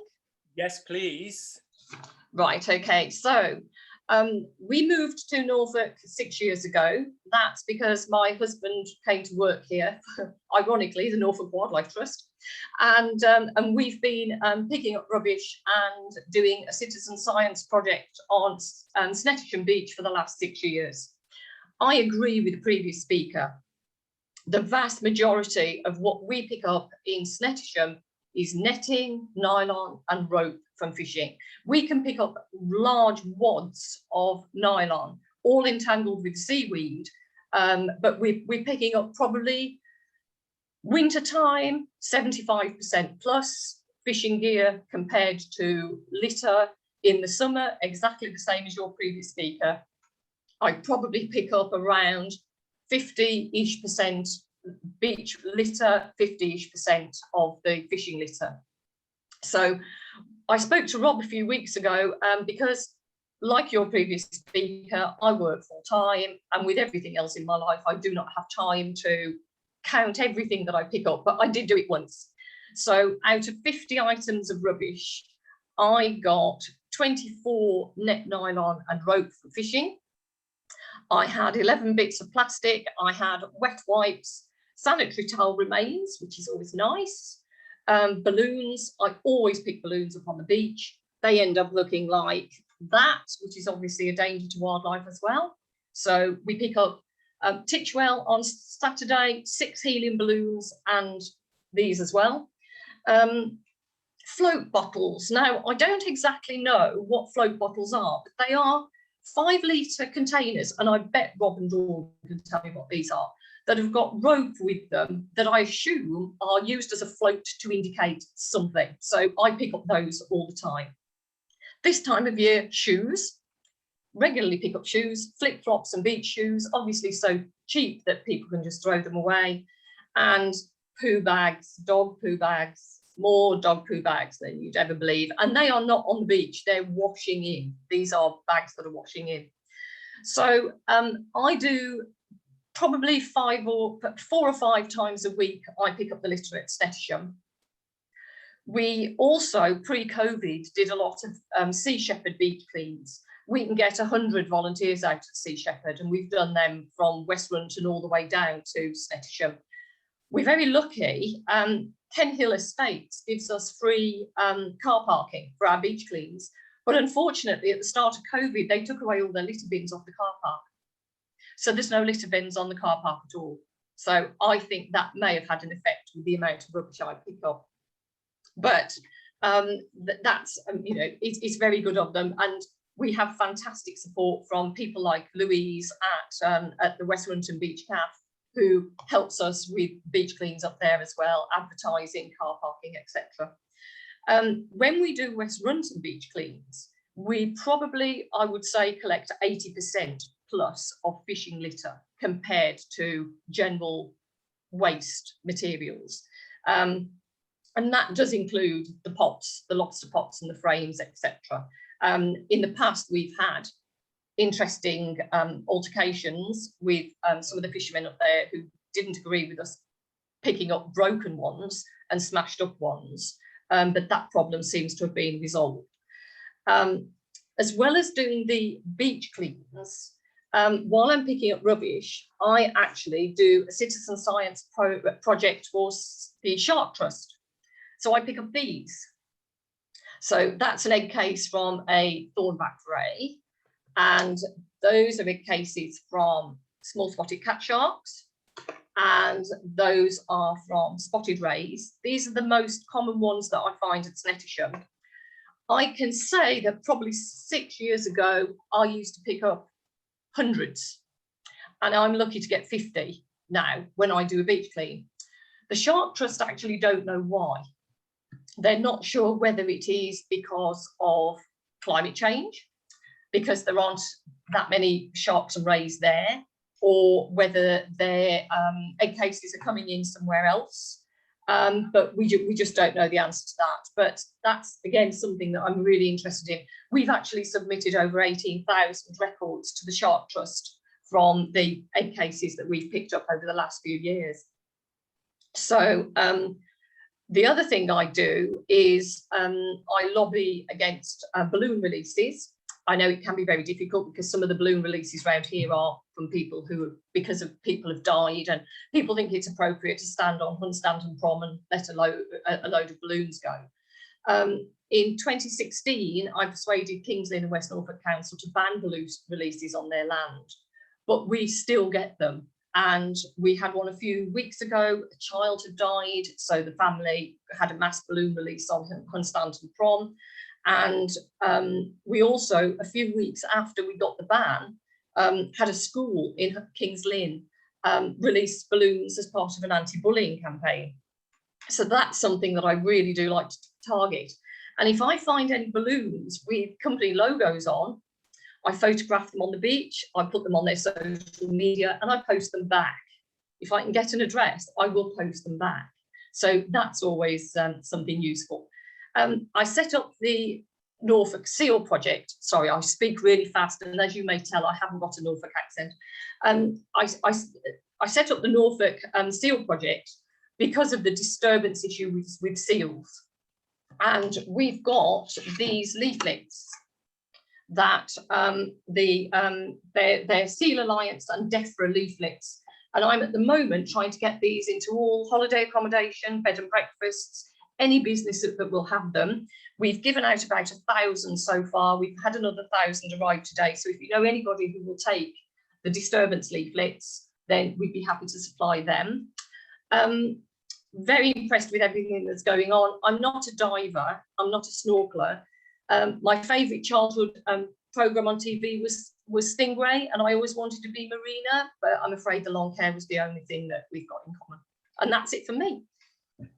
Diane, thank you very much, both for your informative talk, but also, my goodness me, for the passion you bring to protecting the wildlife that inhabits our coast. On behalf of seals, on behalf of other marine wildlife, thank you very much indeed. I have a question, but we'll come back to that later on, because now it's time for us to move on to John Chamberlain, who's speaking about reef conservation using 3D technology. Dr. John Chamberlain is from the Marine Technology Research Unit at the School of Computer Science and Electronic Engineering at the University of Essex, and he has been an active sea search volunteer for a number of years. John, welcome and thank you very much. Great, thanks for the intro. And I'm just going to switch my camera off because I'm going to attempt to play video through PowerPoint, and using a camera at the same time will probably cause the internet to collapse. So let me just stop my video. Yeah, so it's great. A few people have already mentioned some of the things I was going to talk about. So I'll kind of skip over for the in the interest of time, and really just focus on the science behind the investigation that we did with Natural England in 2019 that looked at the chalk reef. And what we wanted to do back in 2018, actually, when we spoke to the fishermen in a workshop, was to show them what it was like underwater. So we can show them video and we can show them photos, but we actually wanted to give them something a bit more. And so what you can see here is actually a 3D reconstruction of a typical parlour pot, double chamber parlour pot that fishermen use in Sheringham and Cromer. And you can also see the chalk reef, those bright white pieces there that I've focused on. And that's a 3D reconstruction of fishing off the North Norfolk coast. I'll skip over the bit about the marine conservation zone because we already know that. I'll focus a little bit about why these subtidal chalk habitats are interesting to us and why we think they should be preserved. So the chalk is deposited in the late Cretaceous. So it's a rock that's soft and brittle, a bit like chalk that you'd write on a chalkboard.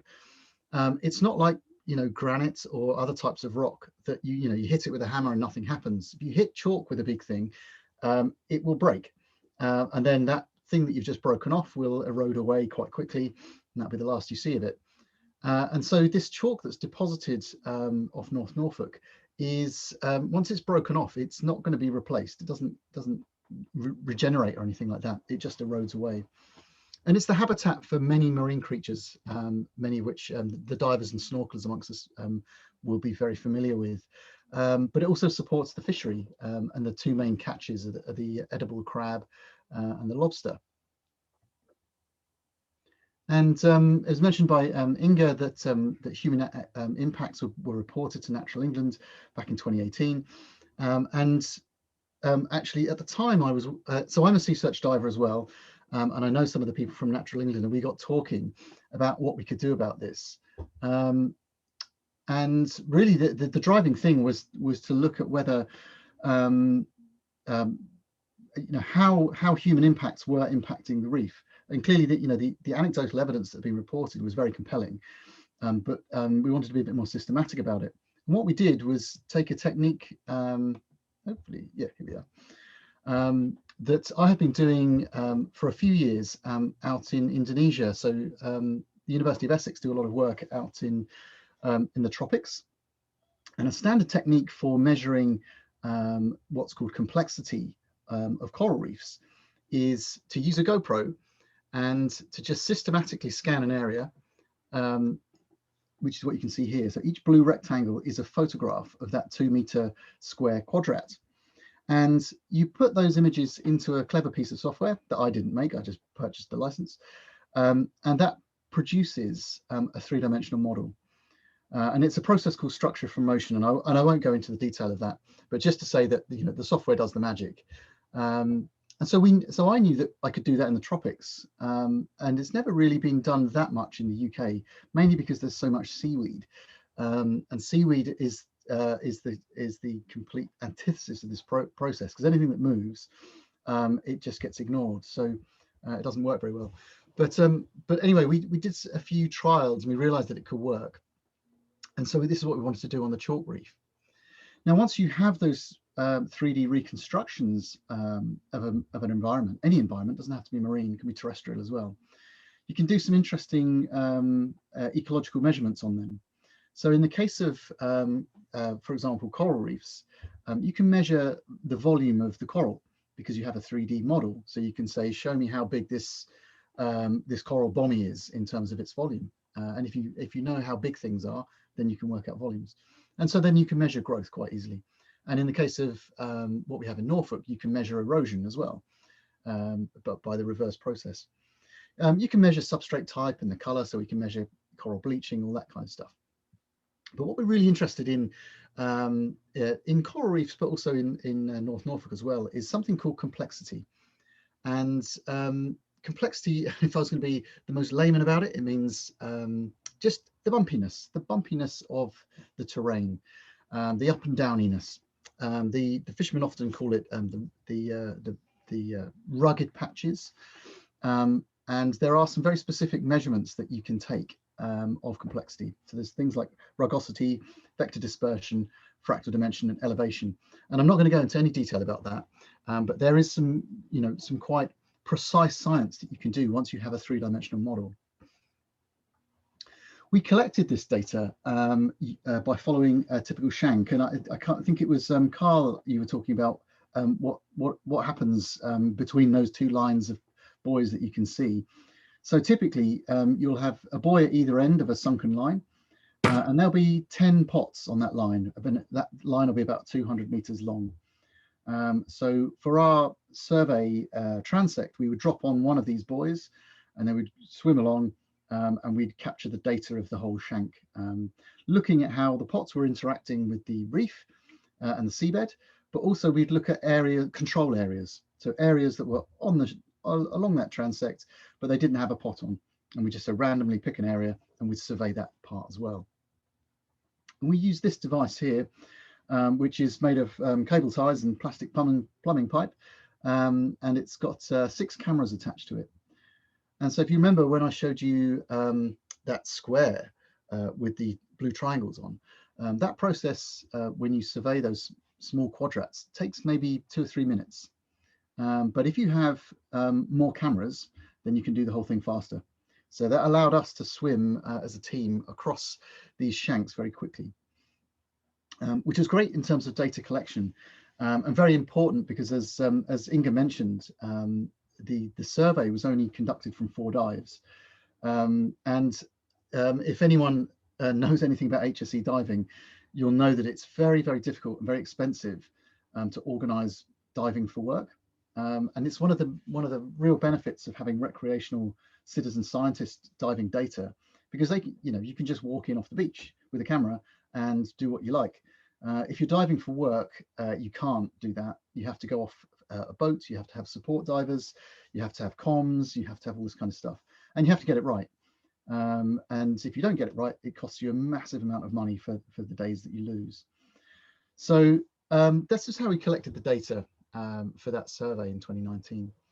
And once we built the 3D models, one of the measurements was to look at rugosity. And what you can see here is the 3D models that we've built, we actually sliced them down the middle along these yellow lines. And the lines you can see on the right-hand side are the slices as they travel along the topography. And this is a method that's usually done on coral reefs with a piece of chain. And it's the ratio of the length of the chain across the reef to its actual length in a straight line.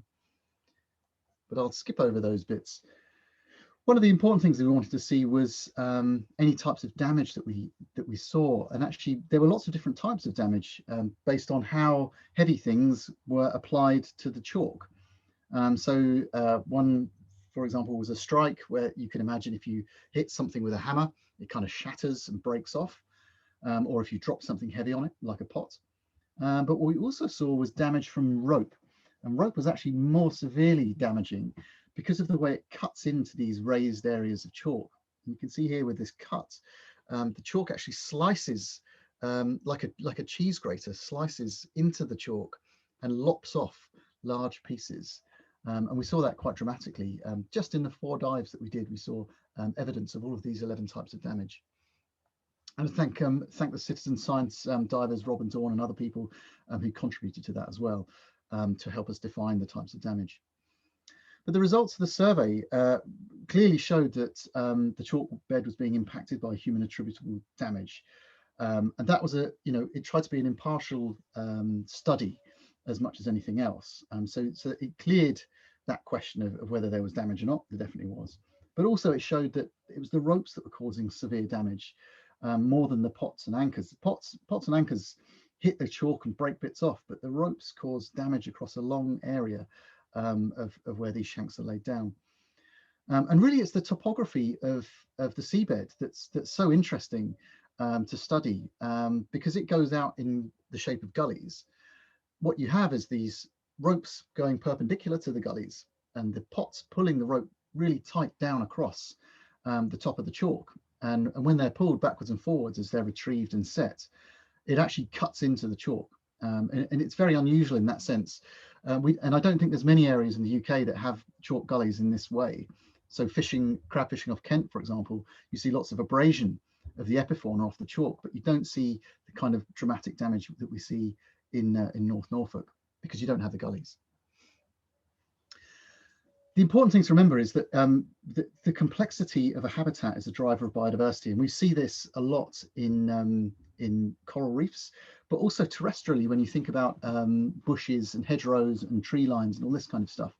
A complex habitat is the home for lots of different types of creatures, and they're the food for other bigger creatures, and so on and so forth. So protecting the complexity of the habitat is something that we really need to be interested in. And we're interested in how the functional niches within these varied habitats of the gullies provide for the crabs. And functional niches, what I mean is, so the gully bottoms are often quite scoured out, and there's not much down there apart from maybe shrimps and stuff, but the gully walls tend to be quite thriving of hydroids and bryozoa, those kind of things that are quick to recruit. And then the tops are quite protected because they're out of the scour zones. They have lots of seaweed, lots of places for things to hide, and lots of things growing in there. From the study, we also saw that adult crabs were associated with more complex areas. So the more elevation that we had, so the areas around Sheringham and Cromer that are very rugged, have more adult crabs in them. But we saw juvenile crabs were everywhere. And this kind of followed our intuition that the adult crabs use these big complex areas as places to live, to avoid being eaten by seals and that kind of stuff.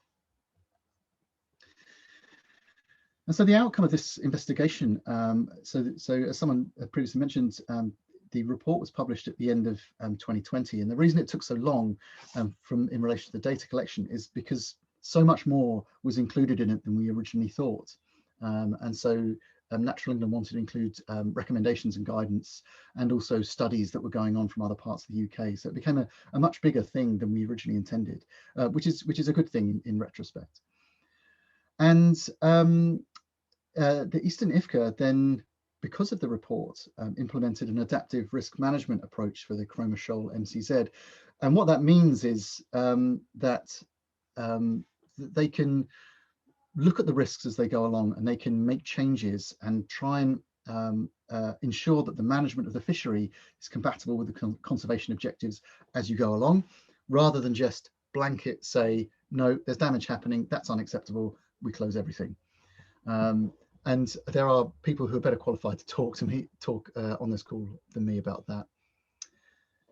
There are projects going on, and if the IFCA have taken the lead on trying to organise these projects in a coherent manner as part of this risk management approach. And so there is a project board that oversees the whole thing. There are individual task and finish groups, some focused on research, some focused on media and public outreach and engagement.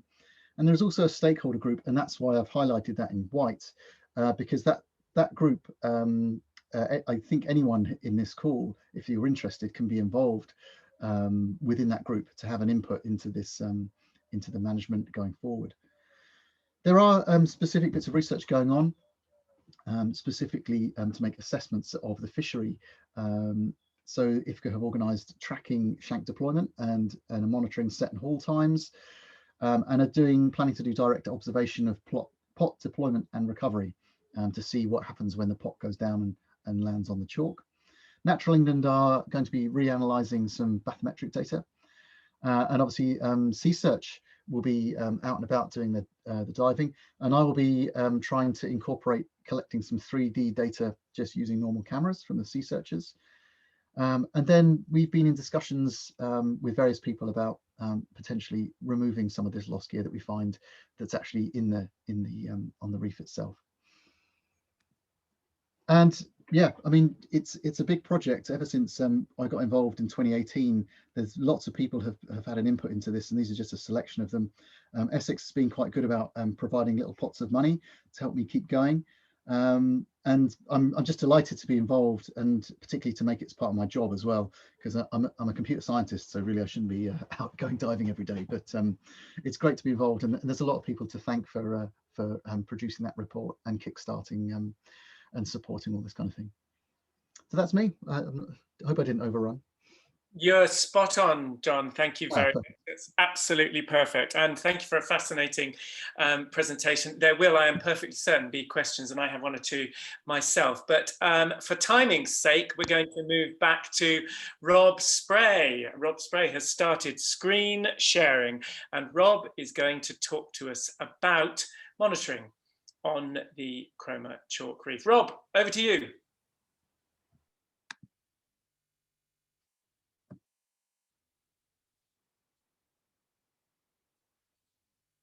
You're on mute, Rob.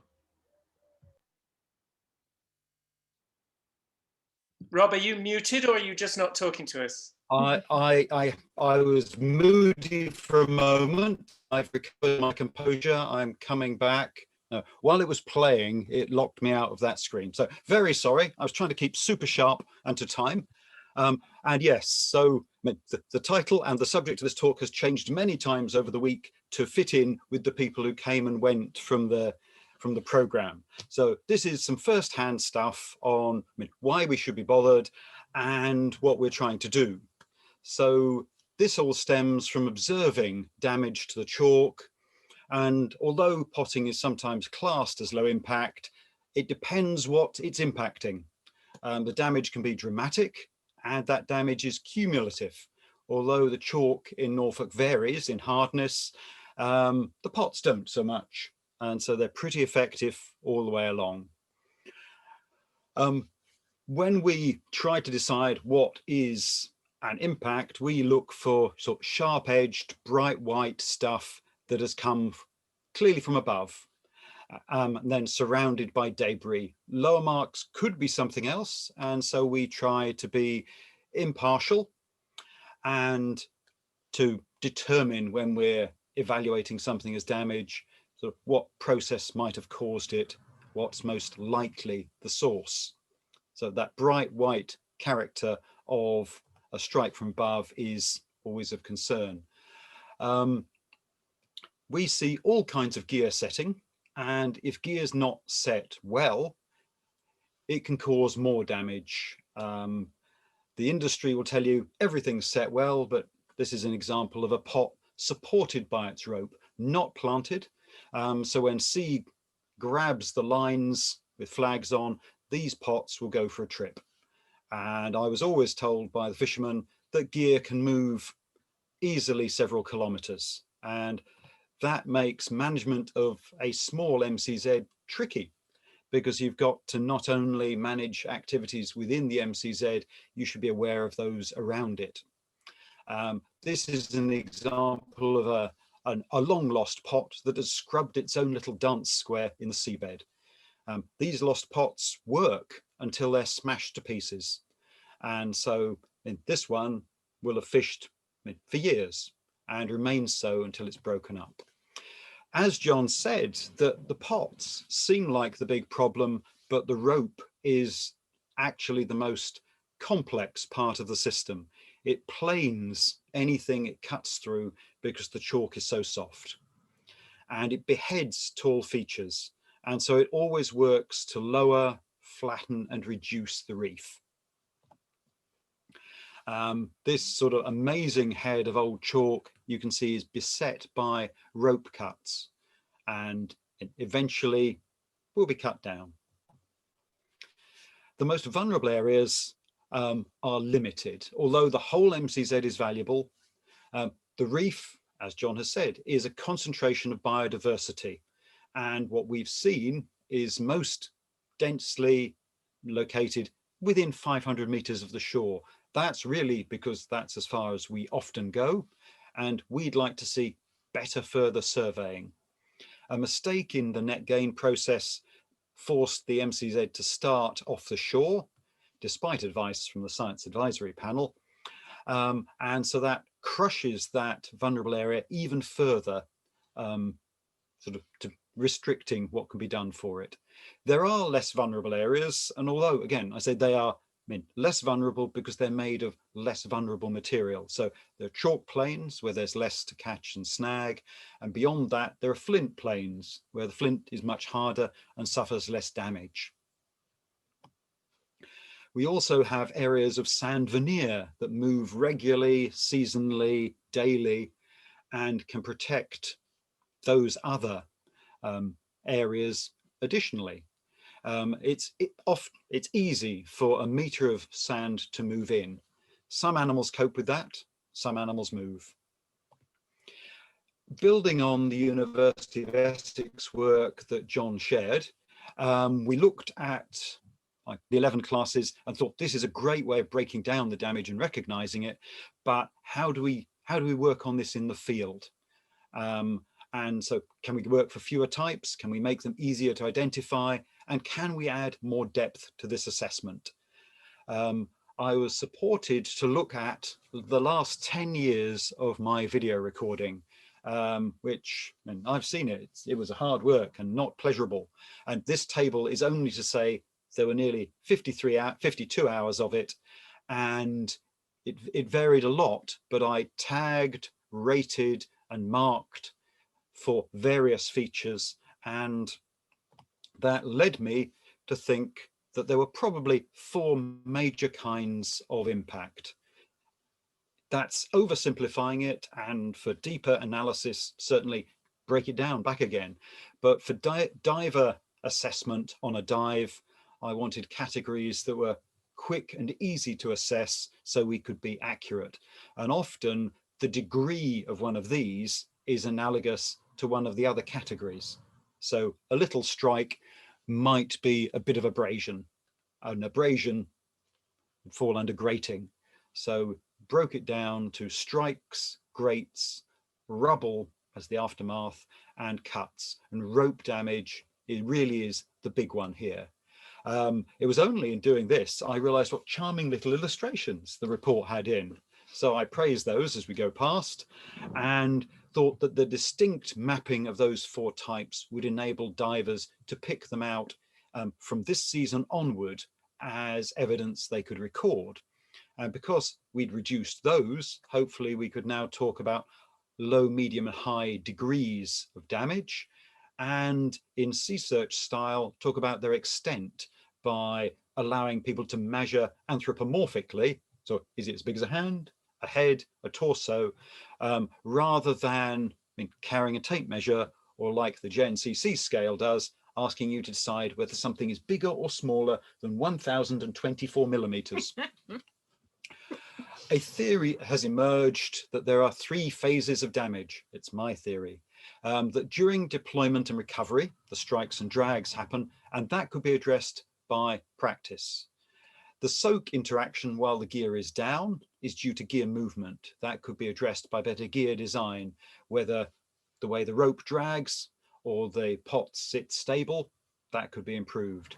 But the 3rd category, storage and loss, is the one where some real thought is needed, because that's where the lost gear has its impact. So once gear is lost, once it's stored, then you have type 1 and type 2 times the month at sea times the sea state, and then you see it evolving into a chalk mill system. This smashed pot on the left has been tied to a string of pots for a very long time. During that time, it's pulled its ropes tight and they've cut down through the chalk. It is the strength of the rope that is this sort of determining factor and what generates this sort of bolus system that works across the reef. The tangle tightens the pots, and then a rolling assembly of pots and ropes works the reef, dividing chalk bodies, which are then smaller and easier to grind and break down. And the solution is not to lose gear. It's as bald as that.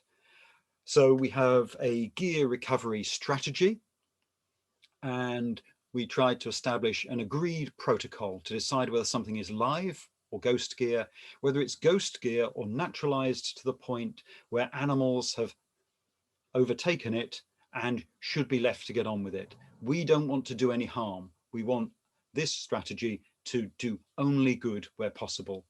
Our work will always have to be piecemeal, whereas other sort of ghost net events might be a big event where people meet to clear a wreck, which is certainly possible.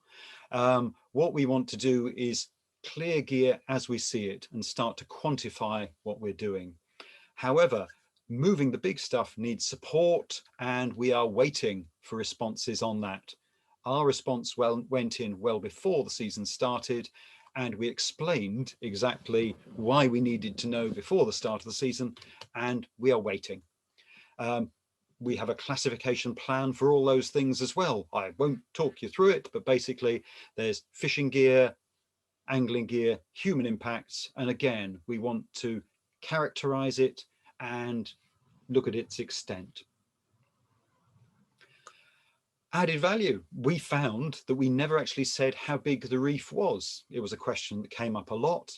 We may be able to return to old material, but during the video monitoring, I tagged all the sequences I saw with apparent reef height, and that may be possible to be added to the mapping Dawn shows you.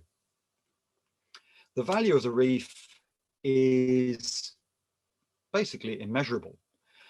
The reef is value for its greater surface, greater complexity, as John said, and that allows more and larger animals to exist. And with crustaceans, for example, they hold territories, they become bigger, more fecund, they can do more fecunding, and they overflow into their surroundings, providing a net benefit to the whole ecosystem, not just the reef itself. And this is one of the principles of marine reserves. I mean, we should put the animals first. The chalk is 400 meters thick, formed during the Cretaceous. It's not a problem of chalk shortage, it's a problem of the features on top, which were cut during the Ice Age. Until the next Ice Age, we will not have a new set installed.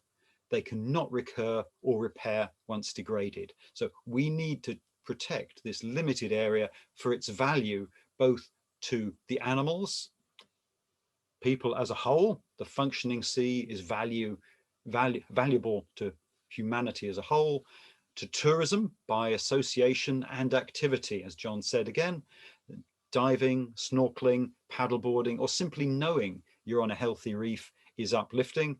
And as a result, a fishery may be possible. It should not be the driver, it should be the result. There's a huge common benefit in protecting the reef. And I invite you to have a look at it as often as you can. Thanks very much. Rob, thank you very much. Rob, may I lead with a question that now, accepting and obviously understanding from what John said and what you've said about damage to the physical structure and the ancient and important intricate structure of the reef, accepting that it can't be regenerated. When you have damage, the fresh white scars that are freshly revealed chalk, obviously it's going to regenerate to become a less biodiverse, less structurally interesting, and therefore less important for, but less bioabundant also habitat.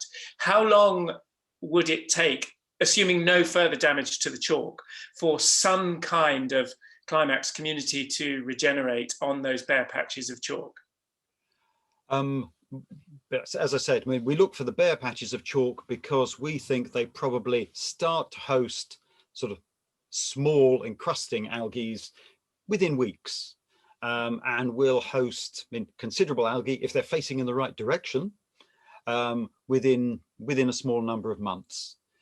One of the things that we lose if we lose the upper chalk is the way it brings seaweed in closer, or actually extends the area of seaweed growth, which is fundamental to a lot of the colonies of animals. Even the animals that eat other animals are probably eating animals that eat seaweed. And if we lose those high levels, then the seaweed will be chased from the sea up into the rock pools. And we see the kind of character we sometimes see on rather turbid rivers, where seaweed's a thing that occurs only at the edge. And that will remove a food source. Although some places are comparatively flat, like East Runton, that lends, it lends variety, but it's different from the natural populations of the higher reef. So we don't want the chalk chased back to the shore and only being the province of rock pools, because as it gets broken up, there are aspects of it where it is a carbon store. If you grind it up, dissolve it faster, it is a less effective store of ancient carbon. It also acts to dissipate wave action on the shore. And the less of it is, the smaller it is, the less it will do that. And I think that its value is in its diversity, that we shouldn't be counting crabs and lobsters. We should be seeing what opportunity are we providing the crabs and lobsters. And hopefully, as Carl was talking about porpoises and harbour porpoises and the others, their numbers are thought to be around 1% of their historic high levels. And that's, we've chased the fishery away from land. Recovery of a whole ecosystem will take generations, huge generations. So what we would want is to see those historic reports of dense porpoise shoals across a reef that could support a full suite of fish below that apex predator. Yeah. Can I just say that things that need verticals and overhangs and caves will never come back to that area, because once the chalk is gone, it's gone. It won't make deeper gullies because that process won't happen anymore. So anything that were to regenerate in terms of encrusting species, be they animals or plants, is always going to be enormously less diverse than what was there. Alice has just asked a question.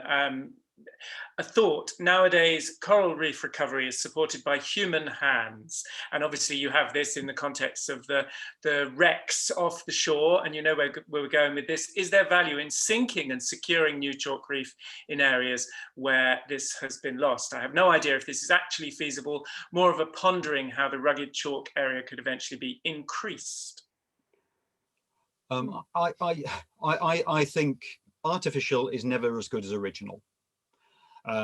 You could do things. I've thought in the past you could cut new gullies, but in doing that you are killing massive amounts of animals who have moved into the areas that humans have damaged. So you have an overarching responsibility to clear up after yourself and cater for the animals that you have made homeless, or actually rehomed. So I think it's almost morally untenable to try to recreate a reef. What is perhaps most appropriate is to think, well, why are we, yes, what can we do here? Can we cultivate new things? Could we extend this into areas that are not at present chalk, that might be less sensitive? But even then, it's a morally difficult thing to do. There are areas of sand which are veneers on chalk, but our original chalk, our original cast stone reefs are so small and so vulnerable that the easy thing, the cheap thing, is to protect the real stuff rather than step in like as a little a demigod and try to recreate it, because I mean, like climate change, we know what we're doing. It is, I mean, it's a good suggestion, and we should be having these thought experiments, but it isn't embarrassing as a species that we can know something's happening, do nothing about it, and complain about it at the same time. I mean, we need to step in and say the value of this chalk is incalculable. The effects of the litter that the activities on it generate, I mean, aren't limited to the chalk. And in sort of starting this, hoping to draw people together, I was thinking, oh, reef, reef, reef. And it's not reef, reef, reef, it's coast, coast, coast, that the coast is a system that runs all the way from the land. And the coast is significant because we've chased the animals there.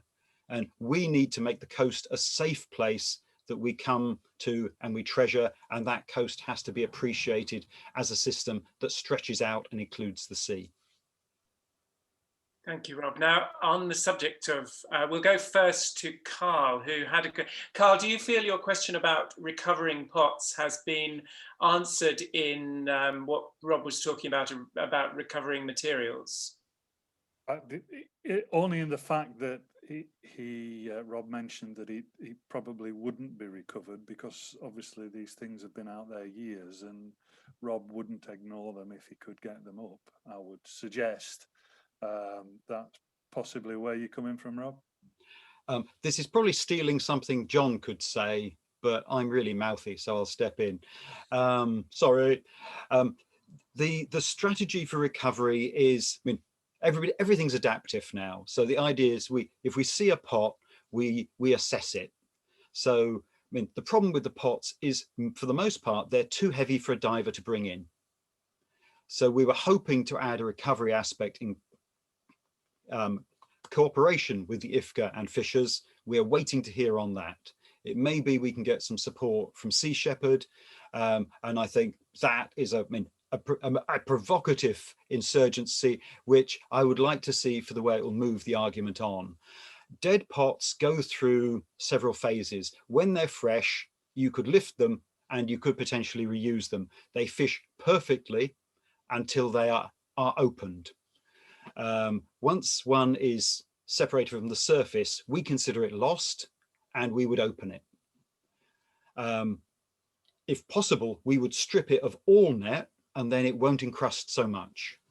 When you find old pots, they can encrust whilst the netting is still there. And so those ones we would leave if they were open.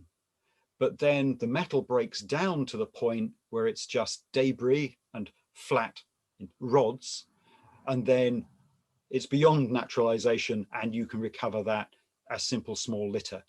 But yeah, there's this early phase where a clean pot is lost, where it could be removed and almost all of its damage could be eliminated.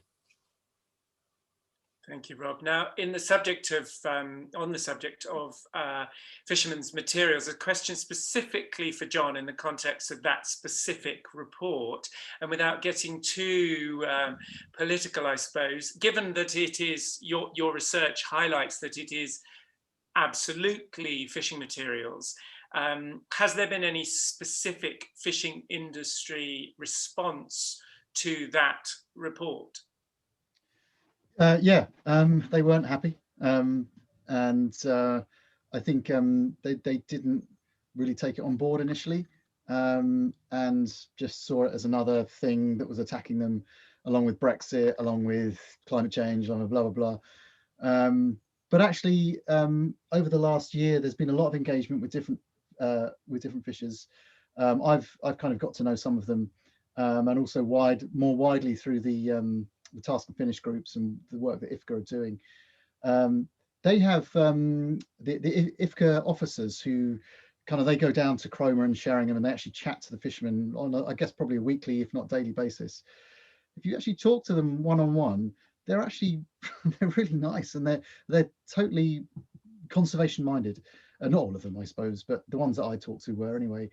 And I think, the hopeful and optimistic side of me thinks that we're in a good position here, because we have a lot of people on this call who are are feeding in data, that are capable of monitoring things, you know, and from different angles. So people interested in birds getting tangled in things, and people getting, you know, cetaceans getting tangled up, and we're worried about the chalk reef. So there's a lot of people here who have data to feed in, and I think that's Rob's idea of bringing everyone together. But on the other side, I think there are people in the industry who are keen to make it more sustainable, and they're keen to make changes. But there are also, I think, others who are perhaps, you know, reaching the end of their fishing career, nearing retirement. They don't want to do anything different. They just want to use the gear they've got, and that's that. And I think there isn't a there are a few fishermen who say that they're representing all of the fishermen in North Norfolk, but I don't believe that's the case. I think they're a bit more fragmented with in that respect, and it would be helpful if the fishermen could get themselves together as a community and say, you know, okay, there's this report, we need to do something. What are we going to do together?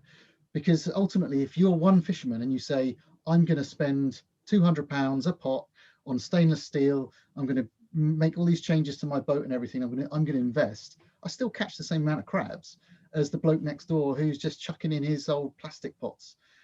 And so, you know, I think anyone would be reluctant to change.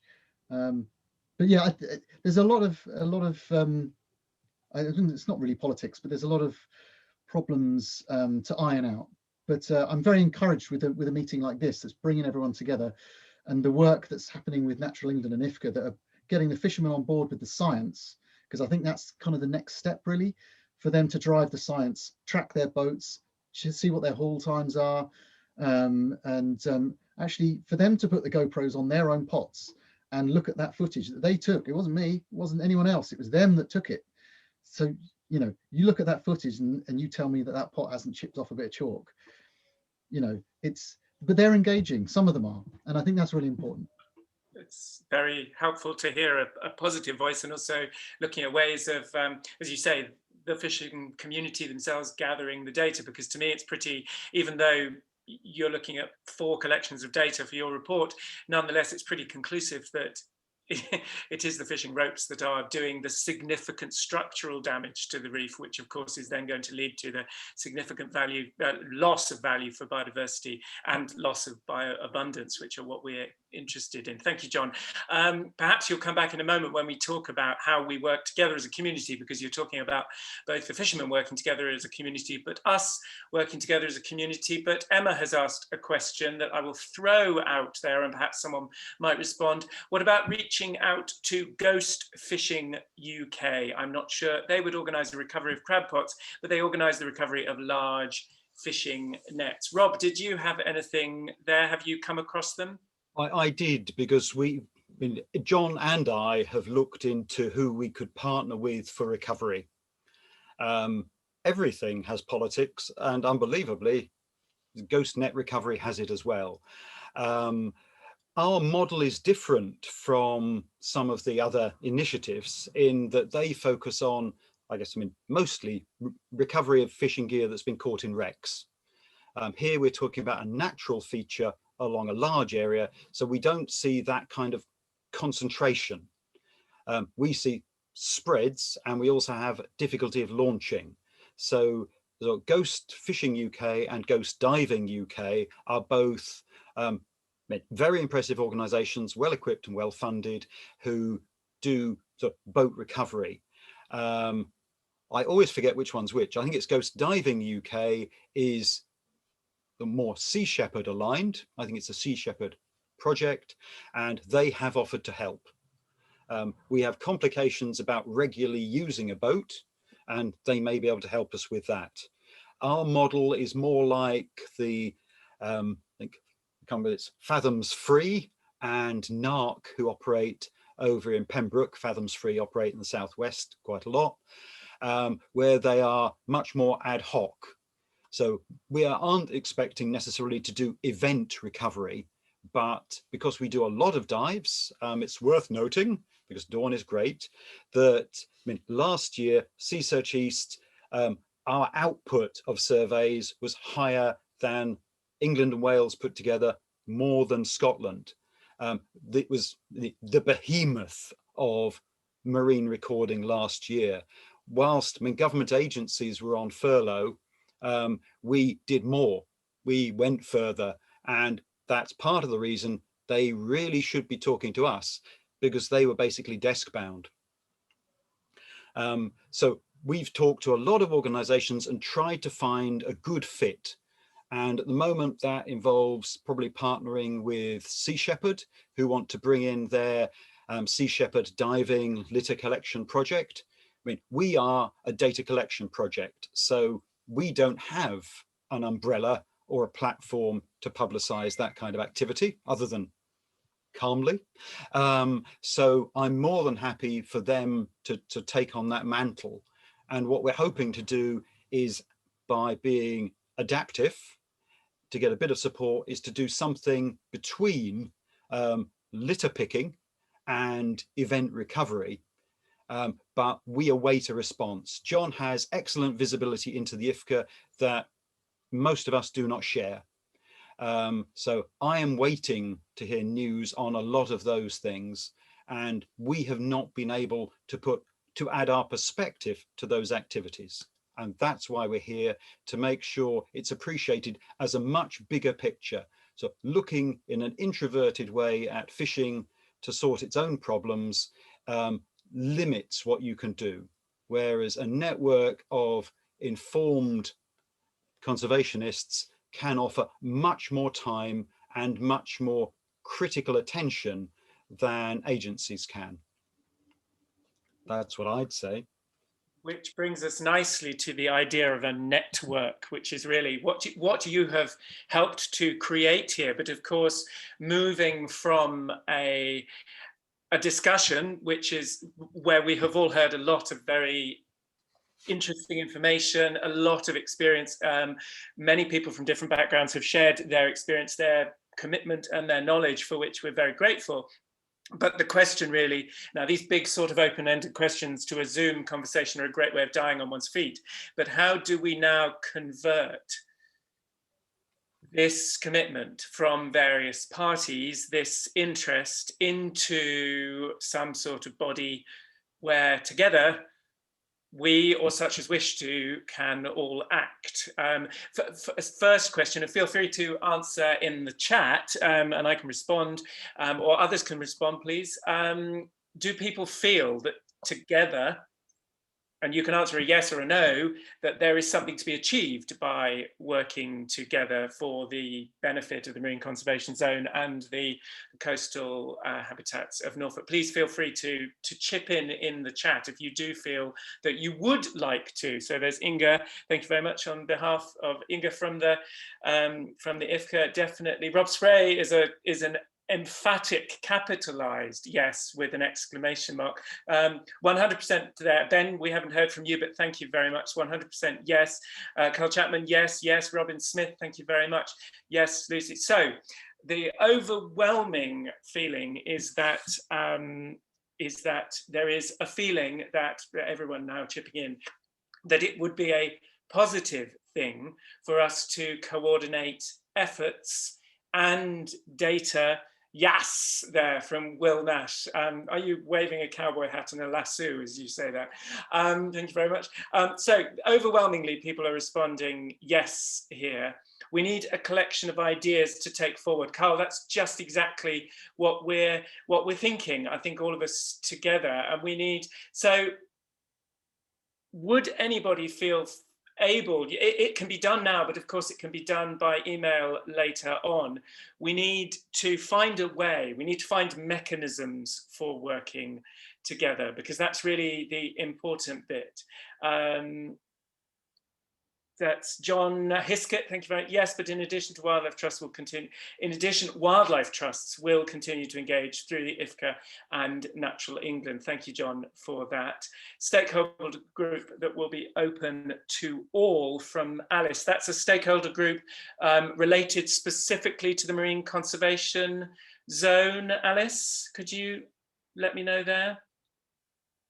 Is that Yes, thank you very much. So there will be a stakeholder group, but is there also the need and desirability for a group which is a group of friends, because we've all additional need for conservation catch-ups? That's, Alice is mentioning exactly the same thing there, that we ourselves can operate as a group of people with commitment and interest and a diverse range of experience and knowledge and data gathering power and collected data in the past. Local knowledge begats local resolve, Carl says. Does anyone have any suggestions for how that might come to pass, or how? Rob, do you, as the convener of this meeting, do you have any ideas for how we might spring from this very positive meeting which you've convened into coordinated action as a whole? So have you beautifully choreographed that so this becomes the wrap up that I do in a minute's time? I risk undermining myself. I'll do that now and keep it snappy, and then hopefully people will just respond to that. So hopefully everybody can see that at every stage, so we, Dawn and I, Sea Search, have tried to engage with the process. And it was a frustration with a lack of responsiveness that drew us to organize this.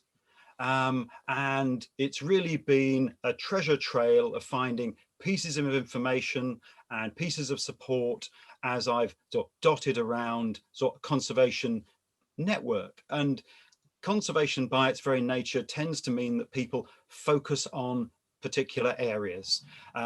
We go to the recorders meeting in non-COVID years, and we treasure meeting the ant lady, the dragonfly lady, and I hope they are just as exciting to meet the water weirdos and me. But we are isolated. Without a network, which those meetings run by MBIS help to foster, we can be cut off and we can be picked off as we try to express our concerns about things. And to an extent, that is what has happened here. I have tried to engage on the subject which I brought up with the IFCA since the inception of the MCZ.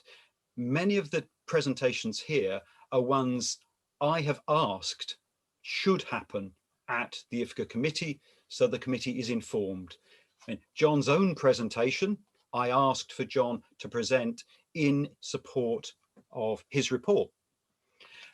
And we haven't seen that happen, and it has fostered a disconnect between the fishing community. I mean, even hearing bad news can be done well, and the conservation community, who have at every point wanted to inform the process, because the document I put in 2 days after I saw the draft assessment in 2018 was a discussion document.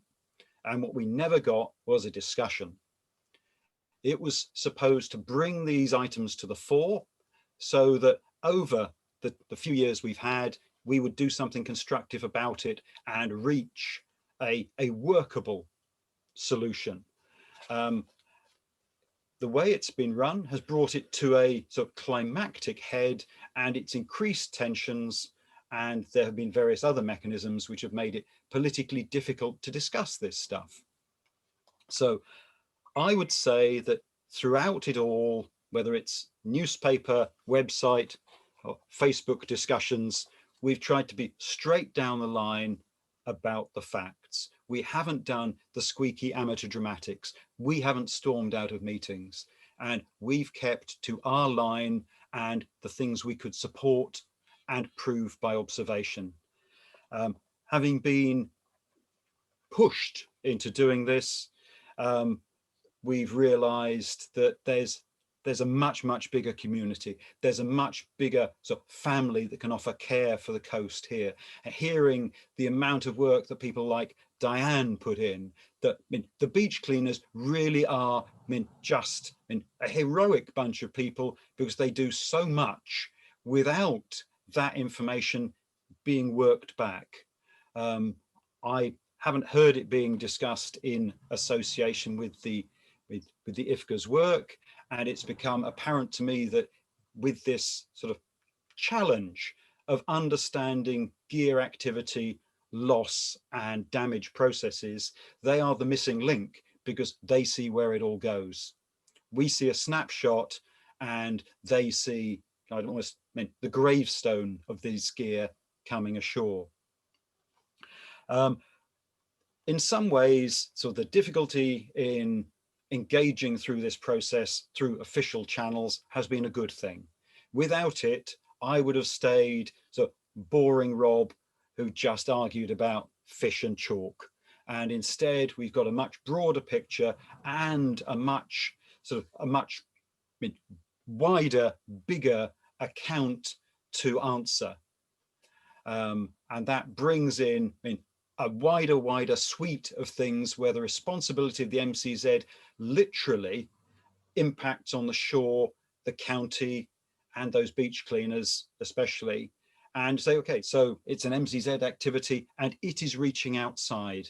The authorities are always very tempted to geofence concern, and here we have an example where activities within the MCZ, it's not that the MCZ is under threat from outside only, it's actually under threat from inside, and the rest of the coast is suffering through the downside of what's going on in there too. It has been amazing to see and hear the input from people who have, I hope don't mind being brought forward, and to see just how detailed their knowledge is. At first, I thought it might just be sort of anecdotal tales and observations, but there's real data here. Anecdotal tales and observations are gold when people are talking to the fishing community, and they need to be the same when authorities are talking to beach cleaners, whale watchers, divers. And we have a wall of data to back that up, which needs to be accessed if they are to present any solution as a complete picture. So it has to be based on fact.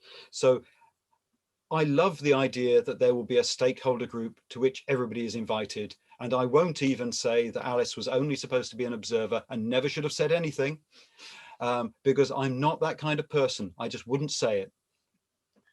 But I would say that until something concrete happens, this is just warm words. Until that stakeholder process works, it runs the risk of being a talking shop. And I've seen a lot of talking shops that do not work. It needs to be a live forum that works.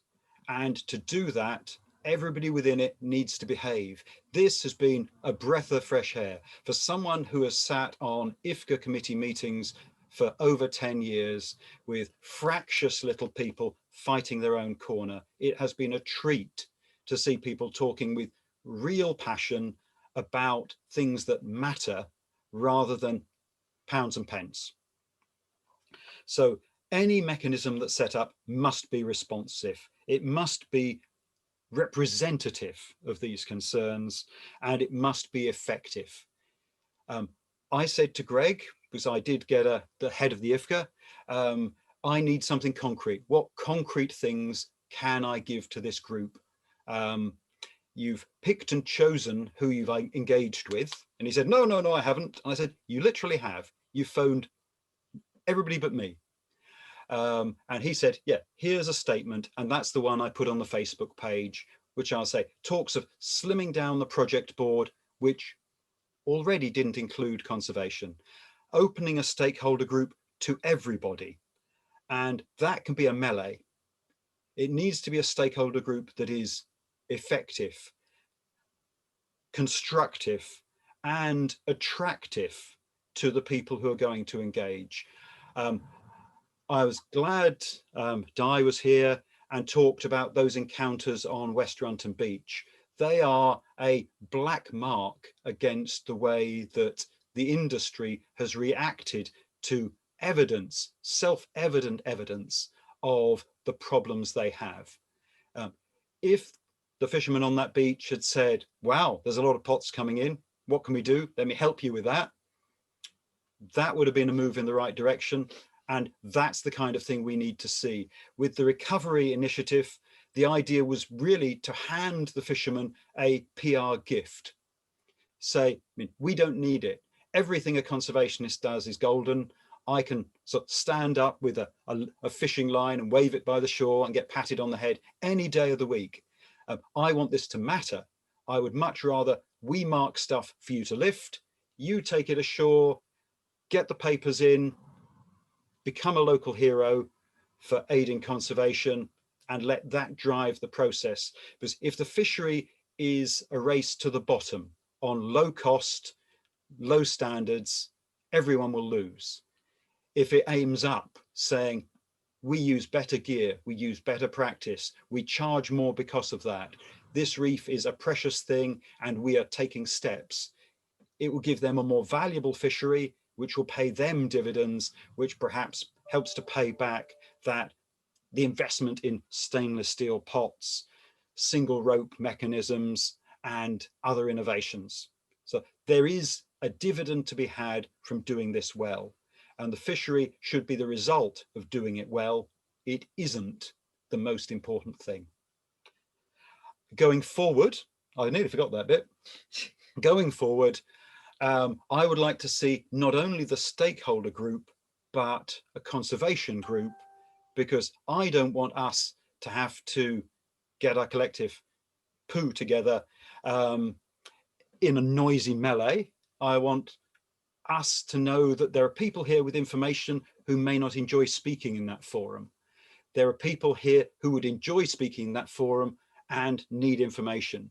So hopefully we can coordinate like the fishermen should do and put forward constructive suggestions, worthwhile information, and make good things happen, because we know what's going on.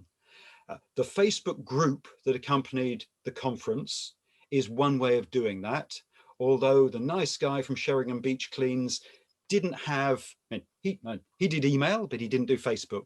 I know that Nick does WhatsApp. He doesn't really do Facebook. So we have a challenge there to coordinate a group virtually, because I don't think we will ever be a physically co-located, well, regularly physically co-located, although wouldn't a day out on the beach be lovely? So it may be that we need some combination of email and Facebook to tie us together to discuss these initiatives and practical activities. And in talking to Alice, who I welcome being here and don't mind at all. Oh, we've got thank Claire. Thank you, Claire. In talking to Alice, I've said this is a role that agents of change could perhaps fulfill. The whole stakeholder group is a challenge, but the sub-stakeholder groups are worthwhile. And as John said, this might be a fisherman's stakeholder group, so they can come forward with coherent suggestions rather than the comments we sometimes see from them. In the past, other groups of fishermen, so in the wash, make a big noise, but cannot effectively get their points over. So that's a parallel activity, not my place to talk about it, but I can draw analogies or parallels to us. I think we need a forum. The Facebook group is a start. If people can suggest other ways and other mechanisms, great. I don't see we're limited in using only one method. We just have to try to make sure they're tied together. And so perhaps I'd leave it to that, say where possible, let's coordinate around that Facebook group, and any suggestions, any questions are very welcome. And in speaking to Alice earlier on, I think she will interject into that group to start talking about stakeholder opportunities. So thank you ever so much for coming. Everybody has been brilliant. Although it's funny talking to a laptop, I've enjoyed the little pictures of people smiling, occasionally running off to the loo and doing other sort of more positive things. It's been brilliant. Nick has run this so well. Carl has administered it terrifically, and all kudos to the NNS for hosting and supporting this activity. I'll throw it back to Nick. As I said, we're allowed to overrun, but let's keep this mortal rather than create a never-ending meeting. We can field questions. Emma has suggested a newsletter. Thank you, Emma. I think that's probably a good way of digesting the email, or digesting the Facebook to email. We'll see what we can do. Thanks very much. Nick, over to you for the mail. Nobody needs to hear anything more from me, but a big thank you to everybody who has contributed. And by contributing, I mean not just speaking, but also those who have been making mental notes and who have ideas and thoughts. It's been a real pleasure having everybody along, and thank you, everybody. So Carl, with this, I think you can pull the plug. Thanks to everybody, and good evening to everyone. Okay, well, bye-bye, everybody. Bye-bye. Thanks a lot all.